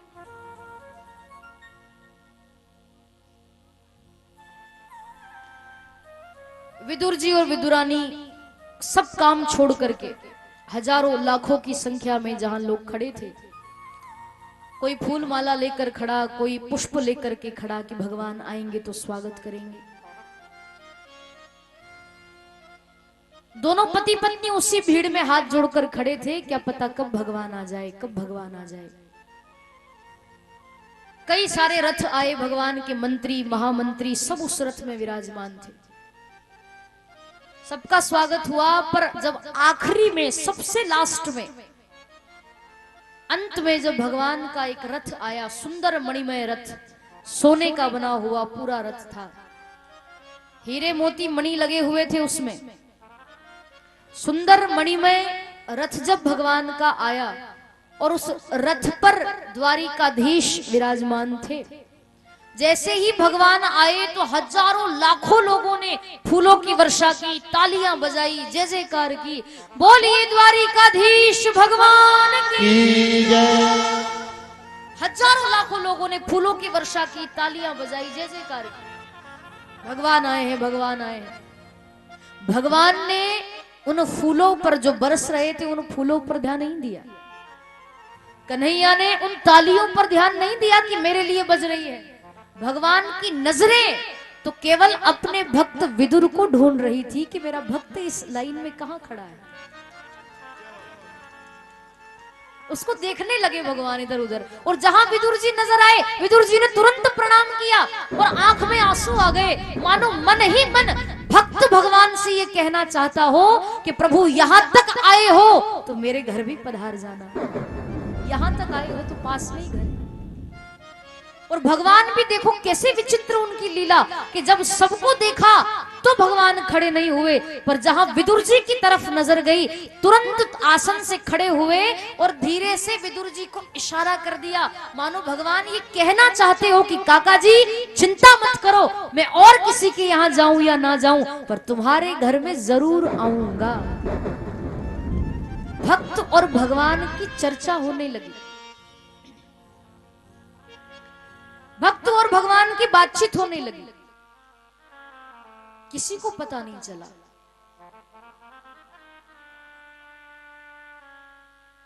विदुर जी ने पत्नी से कहा कि तुम जाओ, कुटिया को सजाओ, कन्हैया का कोई भरोसा नहीं कब आ जाए, तुम जाओ, मैं थोड़ा सभा सुन करके आता हूं कि किसके पक्ष में बात जाती। तो विदुरानी जी तो कुटिया में आ गई और बाकी सब सभा सुनने के लिए दुर्योधन के महल में आए। खूब स्वागत सत्कार, दुर्योधन ने अपनी कपट नीति से भगवान को बुलाया था, शांति दूत बनकर कन्हैया आए हैं। खूब स्वागत सत्कार हुआ, आओ कन्हैया आओ, आसन पर बिठाया। भगवान के मंत्री महामंत्री सब बैठे हैं, दुर्योधन के भी सब परिवार वाले बैठे हैं। भगवान बोले कि देखो दुर्योधन, नाम भले ही तुम्हारा दुर्योधन है, पर मैंने तुम्हें आज तक दुर्योधन नहीं माना और ना ही दुर्योधन कहकर तुम्हें पुकारा है, क्योंकि तुम दुनिया की नजर में दुर्योधन होंगे, पर मेरी नजर में तुम दुर्योधन नहीं, मेरी नजर में तो तुम सुयोधन हो, दुर्योधन नहीं हो। कहना मैं इतना ही चाहता हूं कि पांडव तुम्हारे भाई हैं, तुम्हारे काका जी के लड़के हैं, आधा राज्य नहीं तो कम से कम 5 गांव ही उनको दे दो, उसी में अपना गुजारा करेंगे। 5 गांव ही दे दो। पांडवों के पक्ष में भगवान ने बहुत सारी बातें रखी, पर दुर्योधन तो दुर्योधन है, चिल्लाने लगा। खड़ा होकर बोला, कन्हैया कैसी बात करते हो? सुच्चग्रे नैव दास्यामि बिना युद्धेन केशव। मैं बिना युद्ध के बिना तुम्हें पांडवों को एक सुई की नोक के बराबर भी भूमि नहीं दूंगा। पहले युद्ध करूंगा, उसके बाद जो होगा सो देखा जाएगा। भगवान बोले, तुम युद्ध की परिभाषा जानते हो? हजारों लोग जो बेगुनाह है, जो निर्दोष है, वो मर जाएंगे।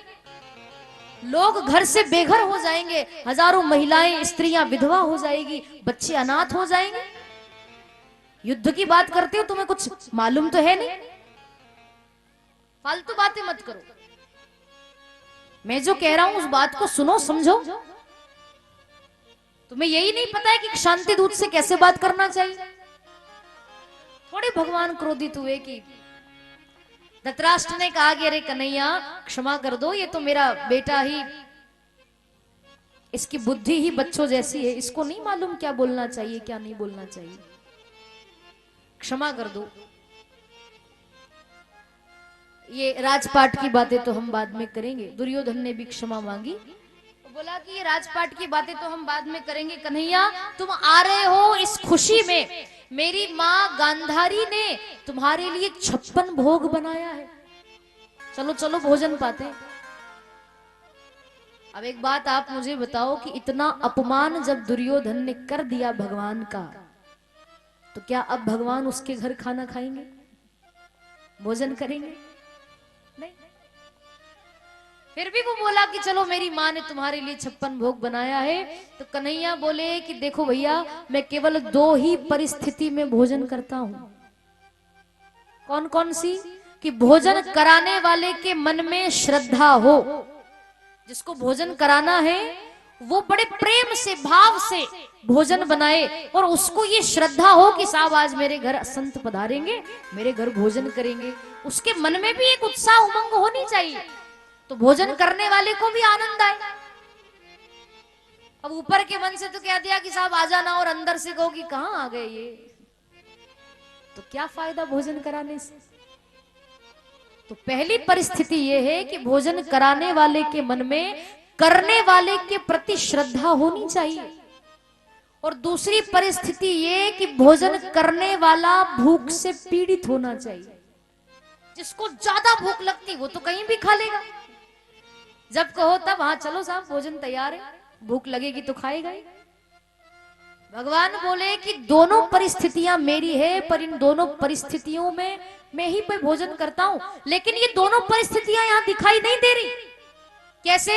कि ना तो तुम्हारे मन में मेरे प्रति मुझे कोई श्रद्धा दिखाई देती है, ना ही मेरे पेट में तुम्हारे भोजन के लिए कोई भूख है। तुम्हारे मन में श्रद्धा नहीं, मेरे पास भूख नहीं, तो भोजन करूं कहां से? और तुम्हारे यहाँ क्या भोजन करना? आज तो मेरा भोजन विदुर काका के यहाँ है। सबके सामने भरी सभा में विदुर जी का नाम ले लिया, और सबसे आखिरी में कोने में विदुर जी बैठे थे, सभा सुन रहे थे। विदुर जी ने इधर उधर देखा और बोले कि लो कर लो बात, मैंने कब कहा इसको कि तू मेरे घर आना? मैंने तो ऐसे ही कह दिया था, मुझे क्या पता सच में आ जाएगा। विदुर जी बोले कि कन्हैया का कोई भरोसा नहीं, क्या पता कब आ जाए। तुरंत दौड़ लगाकर गए, बाजार गए, कहीं से माखन लिया, कहीं से मिश्री ली, कहीं से काजू बादाम लिए, और बढ़िया लड्डू बनवाए भगवान के लिए। मावे के लड्डू बनाए, मोतीचूर के लड्डू बनाए खूब, क्योंकि अब कन्हैया आ रहा है, वो तो द्वारिकाधीश है, राजा है, यही सब तो खाता है वो। इधर दुर्योधन हंसी मजाक करने लगा, कन्हैया से बोला कि किसके यहाँ भोजन है तुम्हारा, एक बार और बोलना। भगवान बोले विदुर काका के यहाँ। दुर्योधन बोला उसके खुद के खाने के ठिकाने नहीं है, तुमको क्या खिलाएगा? कन्हैया बोले तुमको उससे क्या लेना देना, जब निमंत्रण दिया है तो कुछ ना कुछ तो खिलाएंगे ही ना, तुम क्यों चिंता करते हो? भगवान तो उठ करके चलते बने वहां से, विदुर जी के घर आए। विदुर जी बाजार में हैं और घर में कुटिया में विदुर जी की पत्नी विदुरानी है, सुलभा नाम था उनका। घर में उस समय विदुर जी की पत्नी स्नान कर रही थी, नहा रही थी। पूरी घर की साफ सफाई करी, आज कन्हैया आने वाला है। बढ़िया केले के पत्तों से घर को सजाया, कुटिया को सजा दिया, जगह जगह खंभ लगा दिए, आज कन्हैया आएगा। और स्नान कर रही थी। उसी समय भगवान आए, अपनी चरण पादुका को भगवान ने उनकी कुटिया के द्वार पर उतार दिया। देखो, हम लोग मंदिर जाते हैं तो चप्पल उतार कर जाते हैं ना, क्यों? क्योंकि ये भगवान का घर है, यहाँ भगवान रहते हैं। भगवान भी इतने सरल हैं कि जब भक्त के घर जाते हैं ना, तो भगवान भी चरण पादुका को बाहर ही उतार कर आते हैं कि जब ये मेरे घर नंगे पैर आता है तो मैं इसके घर चप्पल पहन के क्यों जाऊं। चरण पादुका बाहर उतार। दरवाजे पर आए, दरवाजा खटखटाने लगे। अरे काकी जी दरवाजा खोलो, मैं आपका भतीजा कृष्ण आया हूं, मैं कन्हैया, अरे गेट पर ही खड़ा हूं, दरवाजा खोलो ना। विदुरानी जी नहाती नहाती बोली, अरे कौन है भैया, क्यों चिल्लाते हो, रुक जाओ ना थोड़ी देर, खड़े रहो वहीं। कन्हैया बोले कि अरे मैं कृष्ण हूं, मैं आपका भतीजा हूं, मैं आया हूं, दरवाजे पर खड़ा हूं, दरवाजा खोलो ना। विदुरानी बोली कि अच्छा कृष्ण आया है, कन्हैया आया है। वो कन्हैया का नाम सुनते ही विदुरानी ने दौड़ लगा दी। अब बताओ क्या कर रही थी वो? नहा रही थी। नहाते नहाते ही कृष्ण की आवाज सुनकर दौड़ लगाई। मेरे भाई बहन वो अर्धनग्न थी, आधे वस्त्र पहने आधे नहीं पहने, अर्धनग्न थी और ऐसी ही नहाते नहाते दौड़ लगाई और जाते से ही दरवाजा खोल दिया। आजा कन्हैया, बाहर क्यों खड़ा है, अंदर आना। भगवान ने देखा कि ओहो, ये तो मेरे प्रेम प्यार में इतनी पागल हो गई कि वस्त्र पहनना ही भूल गई। तो देखो भगवान भले ही लीला पुरुषोत्तम है पर कितने मर्यादित हैं। कन्हैया ने तुरंत अपना पीतांबर उतारा और अपना पीतांबर उतार करके भगवान ने विदुरानी जी को ओढ़ा दिया। ये भूल गई तो क्या हुआ, मुझे तो याद है। पीतांबर ओढ़ा दिया। विदुरानी बोली, कन्हैया बाहर क्यों खड़ा है, अंदर आना। कन्हैया अंदर आए। खड़े थे भगवान, तो विदुरानी बोली, अच्छा रुक रुक, मैं कुछ व्यवस्था करती हूँ बैठने की। तो एक पाटला लेकर आई। पाटला समझते हो? पाटला, पटा, चोरंग। तो वो पाटला लेकर आई, पटा लेकर आई, पटियो पटिया लेकर आई, उस पर आसन बिछाया। अब देखना, सुनिएगा, जिस पटिये को भगवान के लिए बिछाया था और उस पर आसन भगवान के लिए बिछाया, विदुरानी भगवान के प्रेम प्यार में इतनी पागल हो गई, क्योंकि जब भगवान आते हैं ना तो भक्त को कोई सुध नहीं रहती। भगवान आ जाए, एकदम प्रकट हो जाए तो कुछ समझ ही नहीं पड़ेगा आप क्या करें क्या नहीं करें।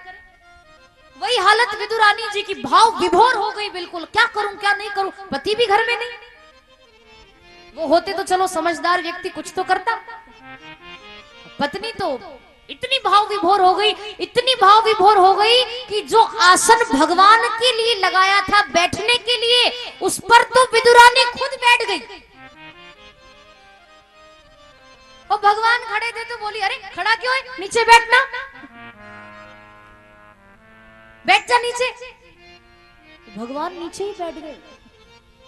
अच्छा, वो भी भक्त के भाव में इतने डूब गए, उनको भी नहीं मालूम कि आसन लगाए कि नहीं लगाए, नीचे ही बैठ गए कन्हैया। आहा, क्या भाव है विदुरानी का। भक्त गाते हैं इसी भाव से, तो बड़ा प्यारा भजन है। आज हरि आए विदुर घर पावना, आज हरि आए विदुर घर पावना, आज हरि आए विदुर घर पावना, आज हरि आए विदुर घर पावना। आज हरि आए विदुर घर पावना। आज हरि आए। ताली बजाकर सब गाएं। आज हरि आए विदुर घर पावना। देखो पावना का दो अर्थ, पावना के दो अर्थ होते हैं। पावना यानी पाने के लिए आए, भोजन पाने आए या फल पाने आए। और पावना का एक अर्थ होता है, पावना यानी मेहमान। पावना है ना, हमारे यहाँ बोलते कि पावना आए हैं मतलब मेहमान आए। और पावना यानी पाने के लिए आए, दो अर्थ हैं। इसीलिए भक्त कहते हैं आज हरि आए विदुर घर पावना। आज हरि आए विदुर घर पावना। आज हरि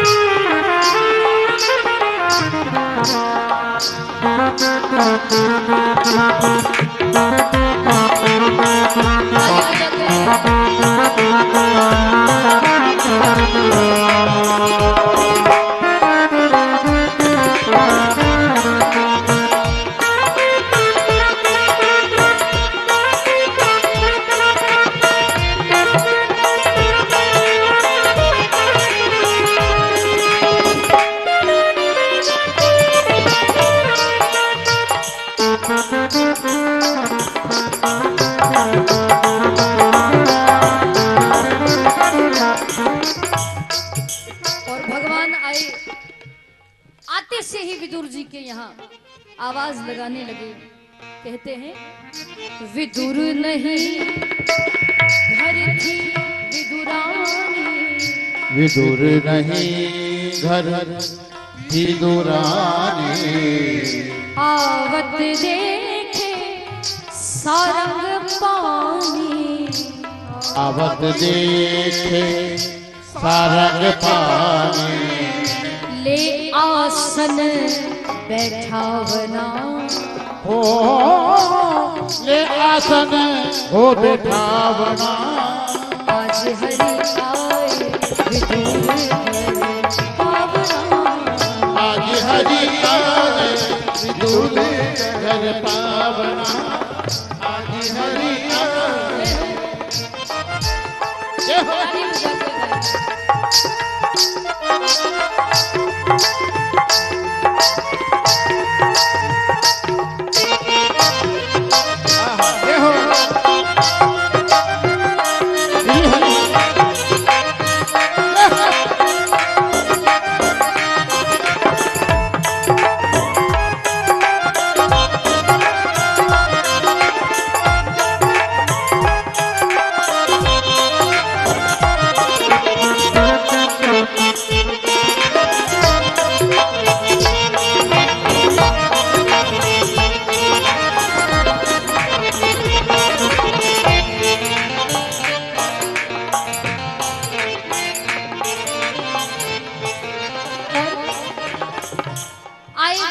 आसन पर विराजमान हुए। विदुरानी जी ने पूछा कि लाला सब कुशल मंगल तो है? कन्हैया बोले काकी जी सब कुशल मंगल है, पर मुझे ना बड़ी जोर की भूख लगी, कुछ ना कुछ आपके घर में हो तो ला कर दो, मुझे भूख लगी, खाना है। आते से बोले भगवान आवत ही हरि यही सुनाए हो। आवत ही हरि आते से बोले यही सुनाए हो। काकी जी हमें भूख सताए हो।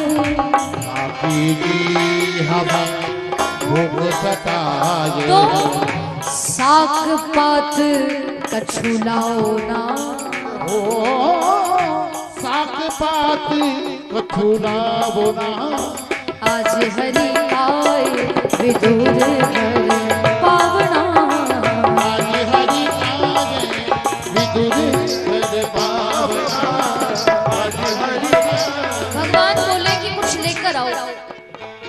विदुरानी ने सोचा कि बाप रे, मेरे घर में तो अन्न का दाना भी नहीं है, इसको क्या खिलाऊं कन्हैया को।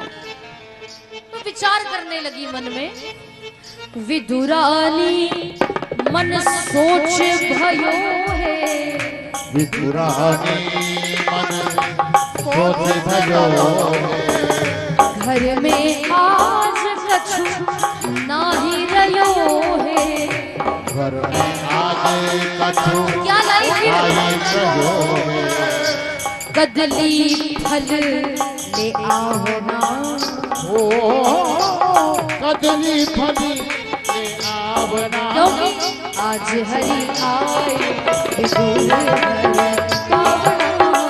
आज हरि आज विदुर घर पावना, आज हरि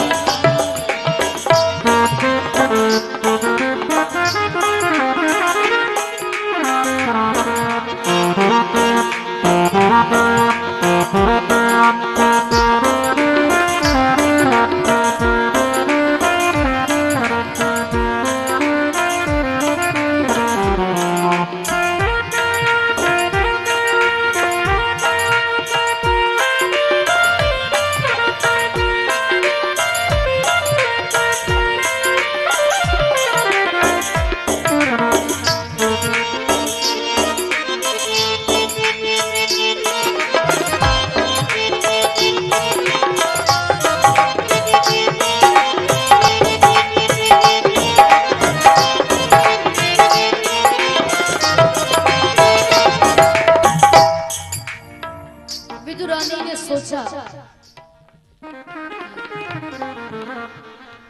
इसको भूख लगी है, कुछ ना कुछ तो चाहिए खाने के लिए।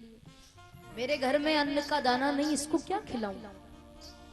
तो कदली के वन में केले के बगीचे में तो वो रहते ही थे, तो कुछ केले विदुरानी जी लेकर आई एक पात्र में, और वो पात्र लाकर कन्हैया के सामने रख दिया कि ले ये खा ले।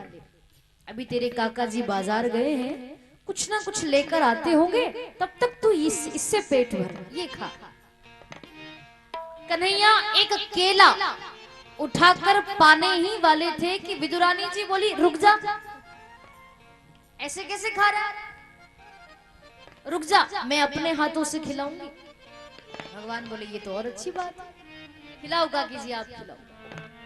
तो विदुरानी ने केला उठाया, एक केले का फल उठाया और उस केले के फल का छिलका उतारा, और छिलका उतार करके उस फल में, मतलब केले में से वो फल निकाला, और वो फल निकाल करके वो तो दूर फेंकती जा रही है, और भगवान को छिलका खाने लगी। ऐसे केला उठाती, उसका छिलका उतारती, फल निकाल करके दूर फेंक देती और भगवान को छिलका देती। भगवान बड़े प्रेम से खाने लगे। वाह काकी जी वाह, बहुत मीठा है, बहुत मीठा है काकी जी, बहुत मीठा। जो केला वो छिलका खिलाती, भगवान उसकी और तारीफ करते। अच्छा, दिखावटी तारीफ नहीं थी, भगवान भी भाव में इतने डूब गए भक्त के, उनको भी नहीं मालूम कि केला खा रहा हूं कि छिलका खा रहा हूं। छिलका ही खिलाने लगी, भगवान छिलका ही खा रहे हैं। कैसे कहते हैं, कदली कदली दूर गिराए हो, कदली कदली दूर गिराए हो, छिलके का प्रभु जी को भोग लगाए हो, छिलके का प्रभु जी को भोग लगाए हो, बड़े प्रेम से प्रभु पावना, ओ बड़े प्रेम से प्रभु पावना, आज हरि आए विदुर घर पावना, आज हरि आए विदुर घर पावना, आज हरि आए। उसी समय बाजार से विदुर जी आए। विदुर जी बाजार से आए और दरवाजा खटखटाने लगे। अरे देवी दरवाजा खोलो, अरे विदुरानी दरवाजा खोलो। तुम्हें पता है आज सबके सामने भरी सभा में कन्हैया ने मेरा नाम बोल दिया कि विदुर काका के यहाँ मेरा भोजन है। क्षमा करना, मैं तुमको बताने नहीं आया। और मैं सीधा ही बाजार चला गया था, क्योंकि कन्हैया का कोई भरोसा नहीं, क्या पता वो कब आ जाए, वो आता ही होगा, उसका कोई भरोसा नहीं, वो आता ही होगा। तुम फटाफट दरवाजा खोलो, ये सामग्री लाया हूं, इसको सजाओ, वो आएगा तो बढ़िया प्रेम से खिलाएंगे। दरवाजा खोलो, वो आता ही होगा। विदुरानी जी उठ करके गई, दरवाजा खोलकर बोली, काहे को चिल्लाते हो, क्यों चिल्लाते हो? विदुर जी बोले, वो कन्हैया आता ही होगा। सबके सामने कह दिया था विदुर काका के यहाँ भोजन है, तो मैं ये सामग्री लेकर आया हूं, इसको सजाओ, वो आता ही होगा, कोई भरोसा नहीं कब आ जाए। चलो चलो सामान जमाओ। विदुरानी बोली, आता ही नहीं होगा, 1 घंटे से आगे बैठा है। कहां गए थे तुम? 1 घंटे से आगे बैठा है कन्हैया, आता ही होगा, आता ही होगा। आ गया वो कब का? आप लेट हो गए आने में, कहां गए थे ऐसे?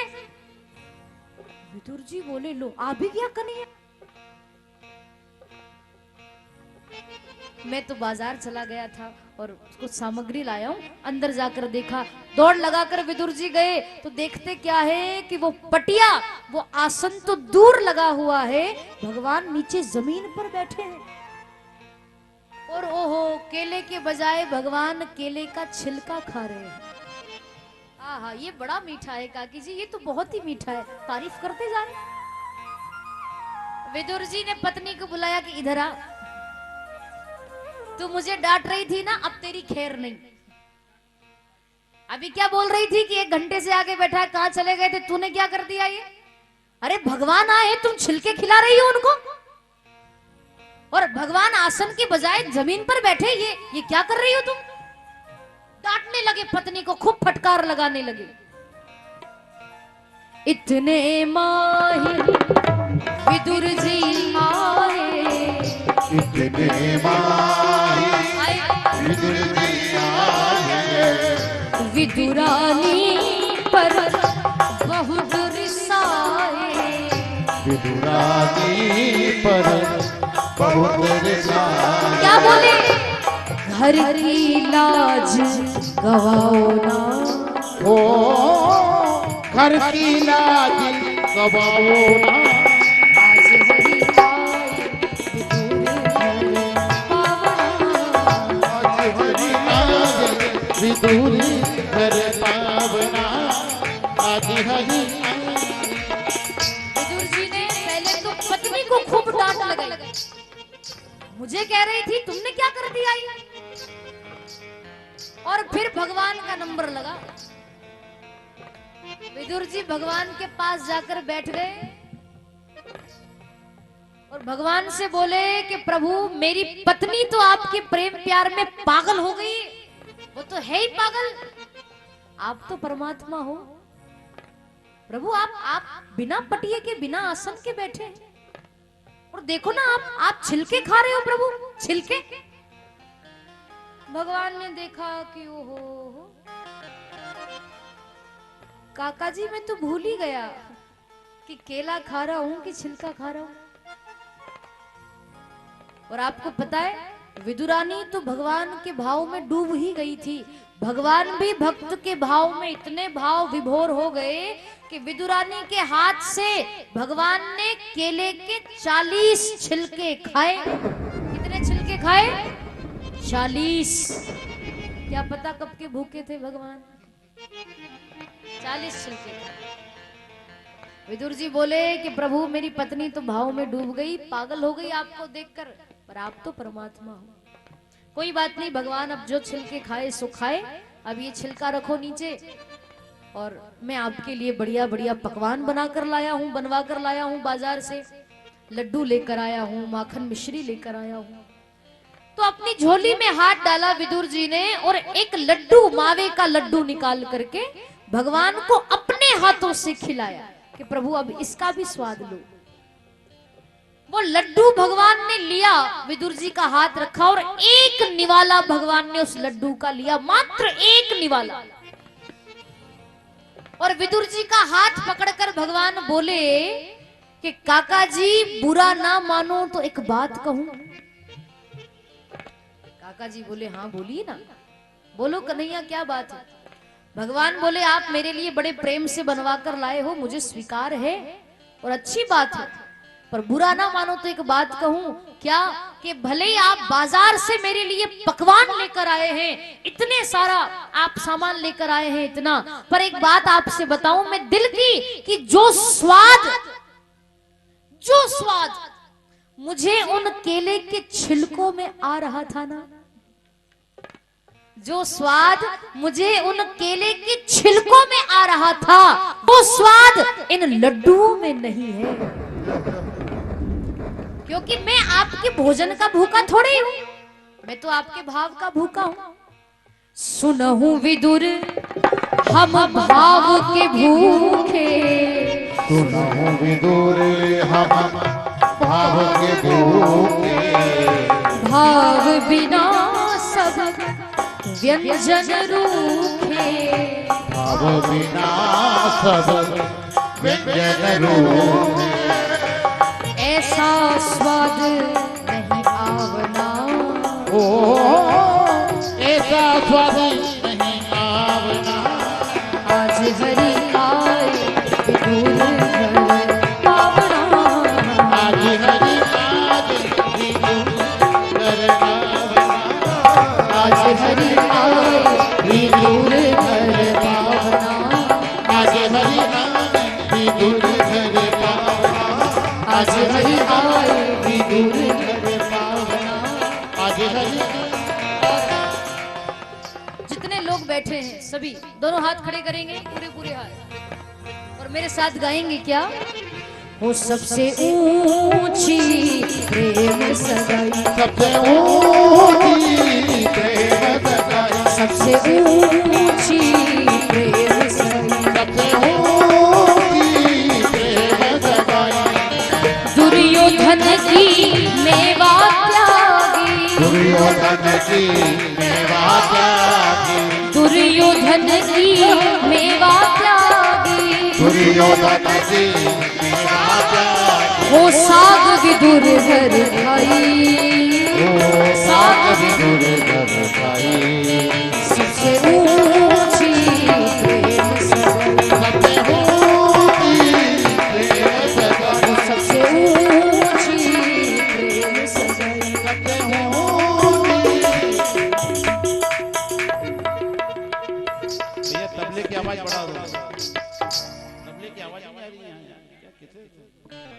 सबसे ऊंची प्रेम सगाई, सबसे ऊंची प्रेम सगाई। सबसे ऊंची प्रेम सगाई।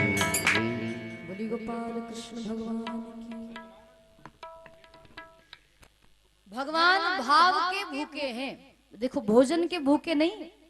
भगवान कहते हैं कि भाव का भूखा हूं मैं, भाव ही जग सार है, भाव से मुझको भजो तो भव से बेड़ा पार है, और भाव बिन रीझू नहीं, मैं गाड़ी भर सामान से रीझ जाता हूं केवल एक प्रेम के नाम से। भगवान भाव के भूखे। तो अगर देखो भगवान जात पात देखते और ये भेदभाव यदि रखते तो विदुर जी के घर क्यों जाते? इसका अर्थ ये हुआ, इस प्रसंग से आपको हमको ये शिक्षा मिलती है कि भगवान ये नहीं देखते कि आप किस जाति के हैं, कितनी ऊंची जाति के हैं, या आपका कितना बड़ा पद है, प्रतिष्ठा है, पैसा है। ये संसार के लोग देखते होंगे पर भगवान नहीं देखते। ये शिक्षा मिलती है इस प्रसंग से। फिर कथा आती है, कश्यप महाराज की 13 पत्नियां थी। 13 में से सबसे बड़ी पत्नी का नाम है दिति।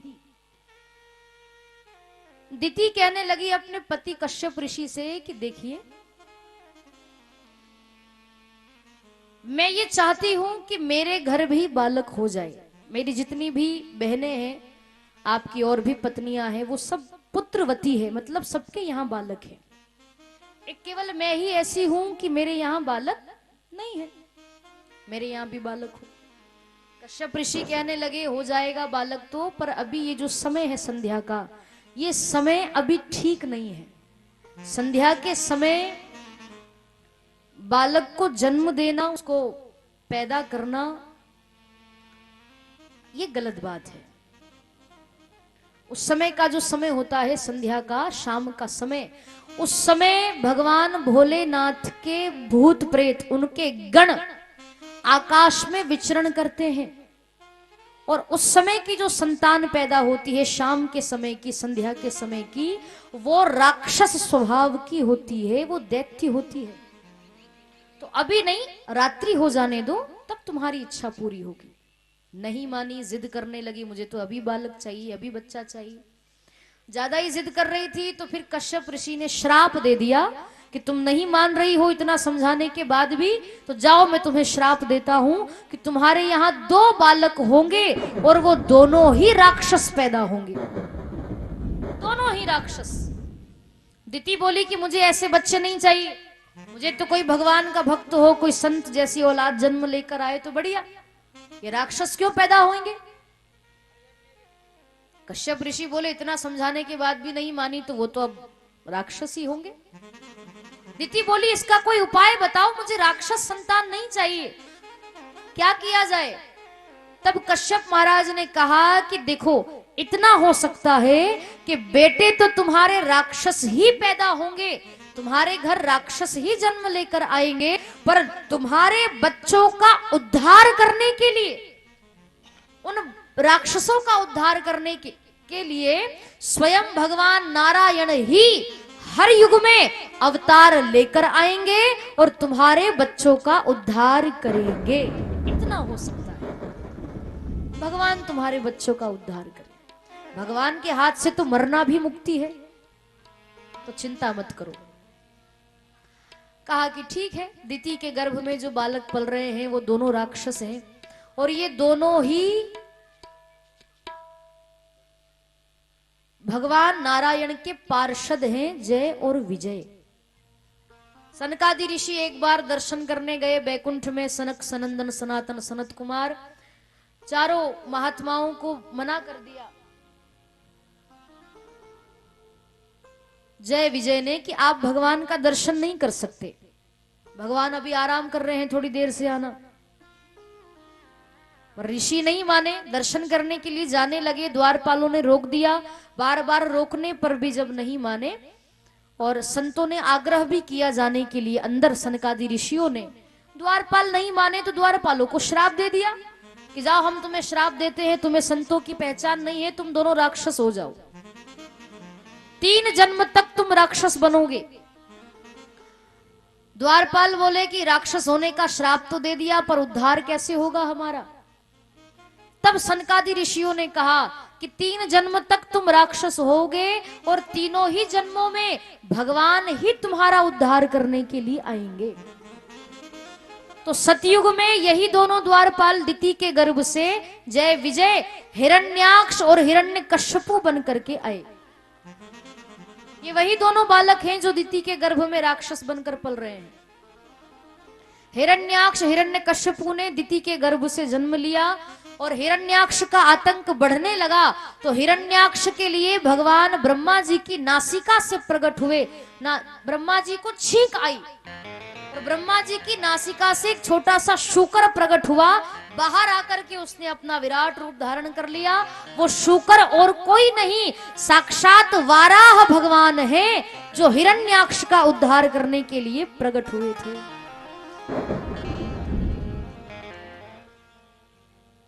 वाराह भगवान आए और वाराह भगवान ने हिरण्याक्ष का उद्धार किया।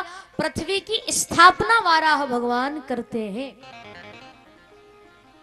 और हिरण्याक्ष का उद्धार करते हैं। बोली वाराह भगवान की जय। और दूसरा हिरण्यकश्यपु है, उसके लिए तो भगवान नरसिंह अवतार लेकर आए ही थे। त्रेता युग में ये दोनों द्वारपाल जय विजय रावण कुंभकर्ण बने, जिनके लिए स्वयं भगवान नारायण ही राम बन करके आए और इनका उद्धार करते हैं। बोले श्री रामचंद्र भगवान की जय। द्वापर में फिर यही दोनों द्वारपाल शिशुपाल और दंतवक्र बन करके आए, इनके लिए भगवान कृष्ण बन करके आते हैं और इनका उद्धार करते हैं। बोली गोपाल कृष्ण भगवान की जय। हिरण्याक्ष का भगवान वध करते हैं उसके बाद कथा आती है ब्रह्मा जी के जो मानस पुत्र हैं सनक सनंदन सनातन सनत कुमार, इन चारों ने तो संन्यास ले लिया, विवाह नहीं किया। बाकी और भी पुत्र हुए जिन्होंने विवाह नहीं किया। एक करदम ऋषि नाम की संतान ब्रह्मा जी के हुई। करदम ऋषि का विवाह देवहूति माता के साथ किया। मनु शत्रुपा की कन्या, 3 कन्याएं 2 बेटे, आकृति देवहूति प्रसूति और दोनों बेटे उत्तानपाद और प्रियव्रत। तो देवहूति जो है उनका विवाह करदम ऋषि के साथ हुआ। इनकी 9 कन्याएं हुई, 9 बेटियां हुई और 10वीं संतान के रूप में स्वयं भगवान नारायण ही कपिल भगवान के रूप में देवहूति माता के गर्भ से प्रकट होते हैं। बोलिए कपिल भगवान की। करदम ऋषि के यहाँ कपिल भगवान आए बालक बनकर और सांख्य शास्त्र का उपदेश कपिल भगवान ने सबको किया। कपिल भगवान ने कई प्रकार की कथा सत्संग देवहूति माता और उनकी 9 बहनों को सुनाई और कपिल भगवान फिर वहां से बद्रीनाथ धाम चले जाते हैं भजन करने। ऐसी कथा आती है, कपिल देवहूति संवाद आता है। उसके बाद ये जो मनु जी हैं जिनके 2 बेटे हैं, उत्तानपाद राजा की कथा आती है कि उत्तानपाद के 2 पत्नियां थी। बड़ी पत्नी का नाम सुनीति था, छोटी पत्नी का नाम सुरुचि था। सुनीति भगवान का भजन करती, सत्संग करती, कीर्तन करती और जिस समय वो गर्भवती थी उस समय उत्तानपाद राजा जंगल में भ्रमण करने गया। वहां एक राजा की राजकुमारी यानी सुरुचि को देखा, उससे विवाह कर लिया और छोटी पत्नी की तरफ मन कुछ ज्यादा ही आकर्षित था।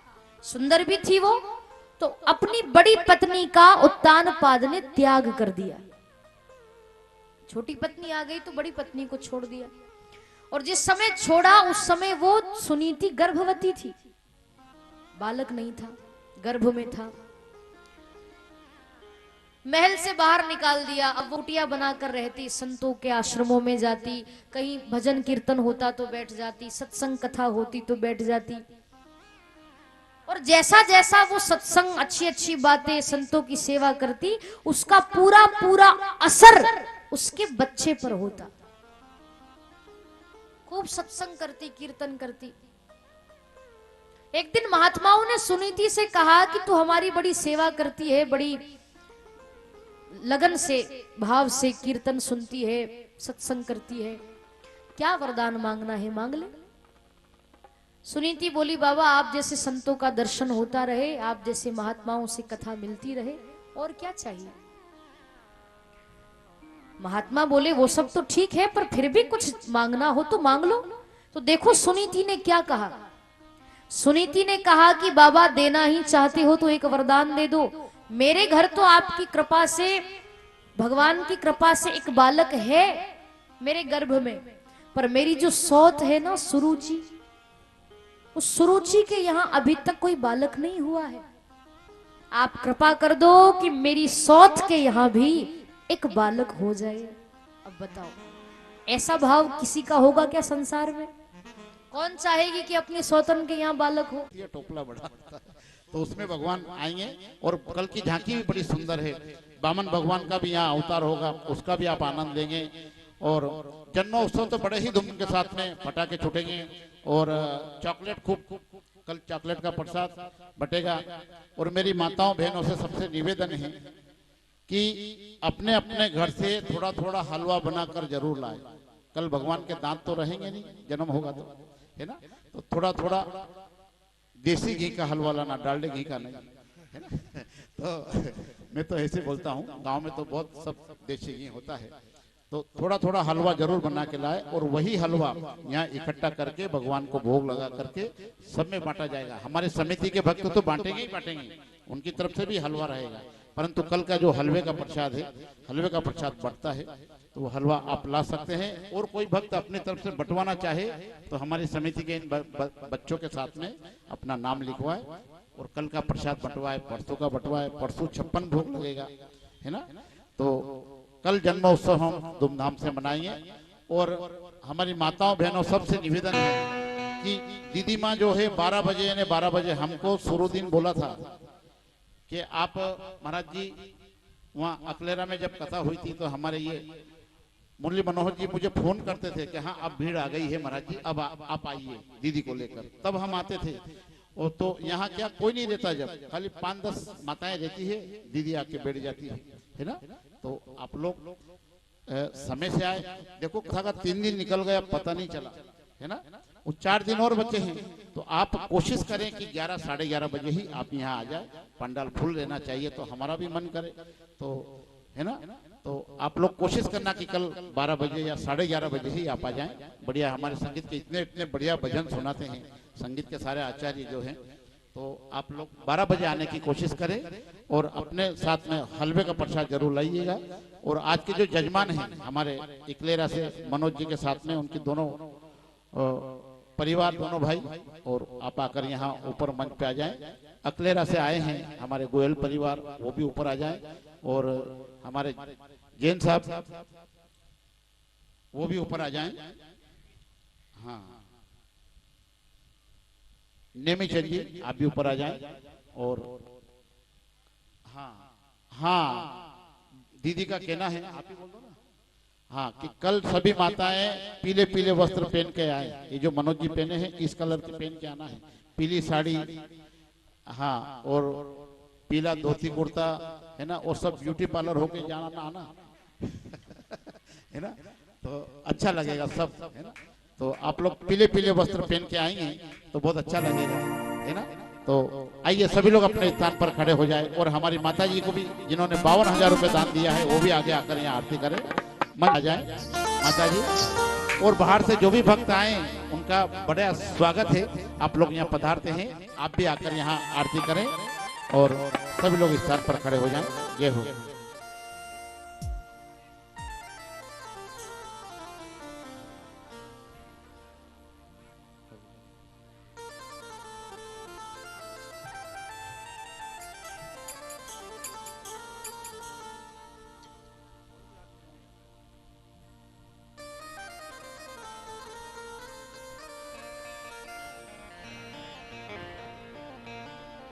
बुरी बांके बिहारी लाल की जय हो।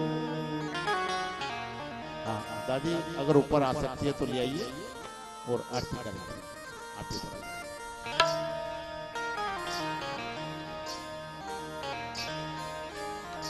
हे गिरिधर तोरी आरती उतारो, हे गिरिधर तेरी आरती गाओ, बांके बिहारी हो बुरी बिहारी तेरी आरती गाओ। और मुकुट प्रभु सिर पे सोए, और मुकुट प्रभु सिर सोए, प्यारी ही बनती मेरो मन मोहे, ओ प्यारी बनती मेरो मन मोहे। गिरिधर तू आरती उतारो, आरती गाओ, बांके बिहारी तेरी आरती गाओ, स्नेह बिहारी तेरी आरती गाओ। चरणों से निकली गंगा प्यारी, चरणों से निकली गंगा प्यारी, वो जिसने है सारी दुनिया तारी, वो जिसने सारी दुनिया पारी, उन चरणों में हर चरण उस चरणों में बांके बिहारी तू आरती, और बिहारी आरती गाओ, मुझे बिहारी आरती गाओ। नाथ अनाथ रे नाथ आप हो,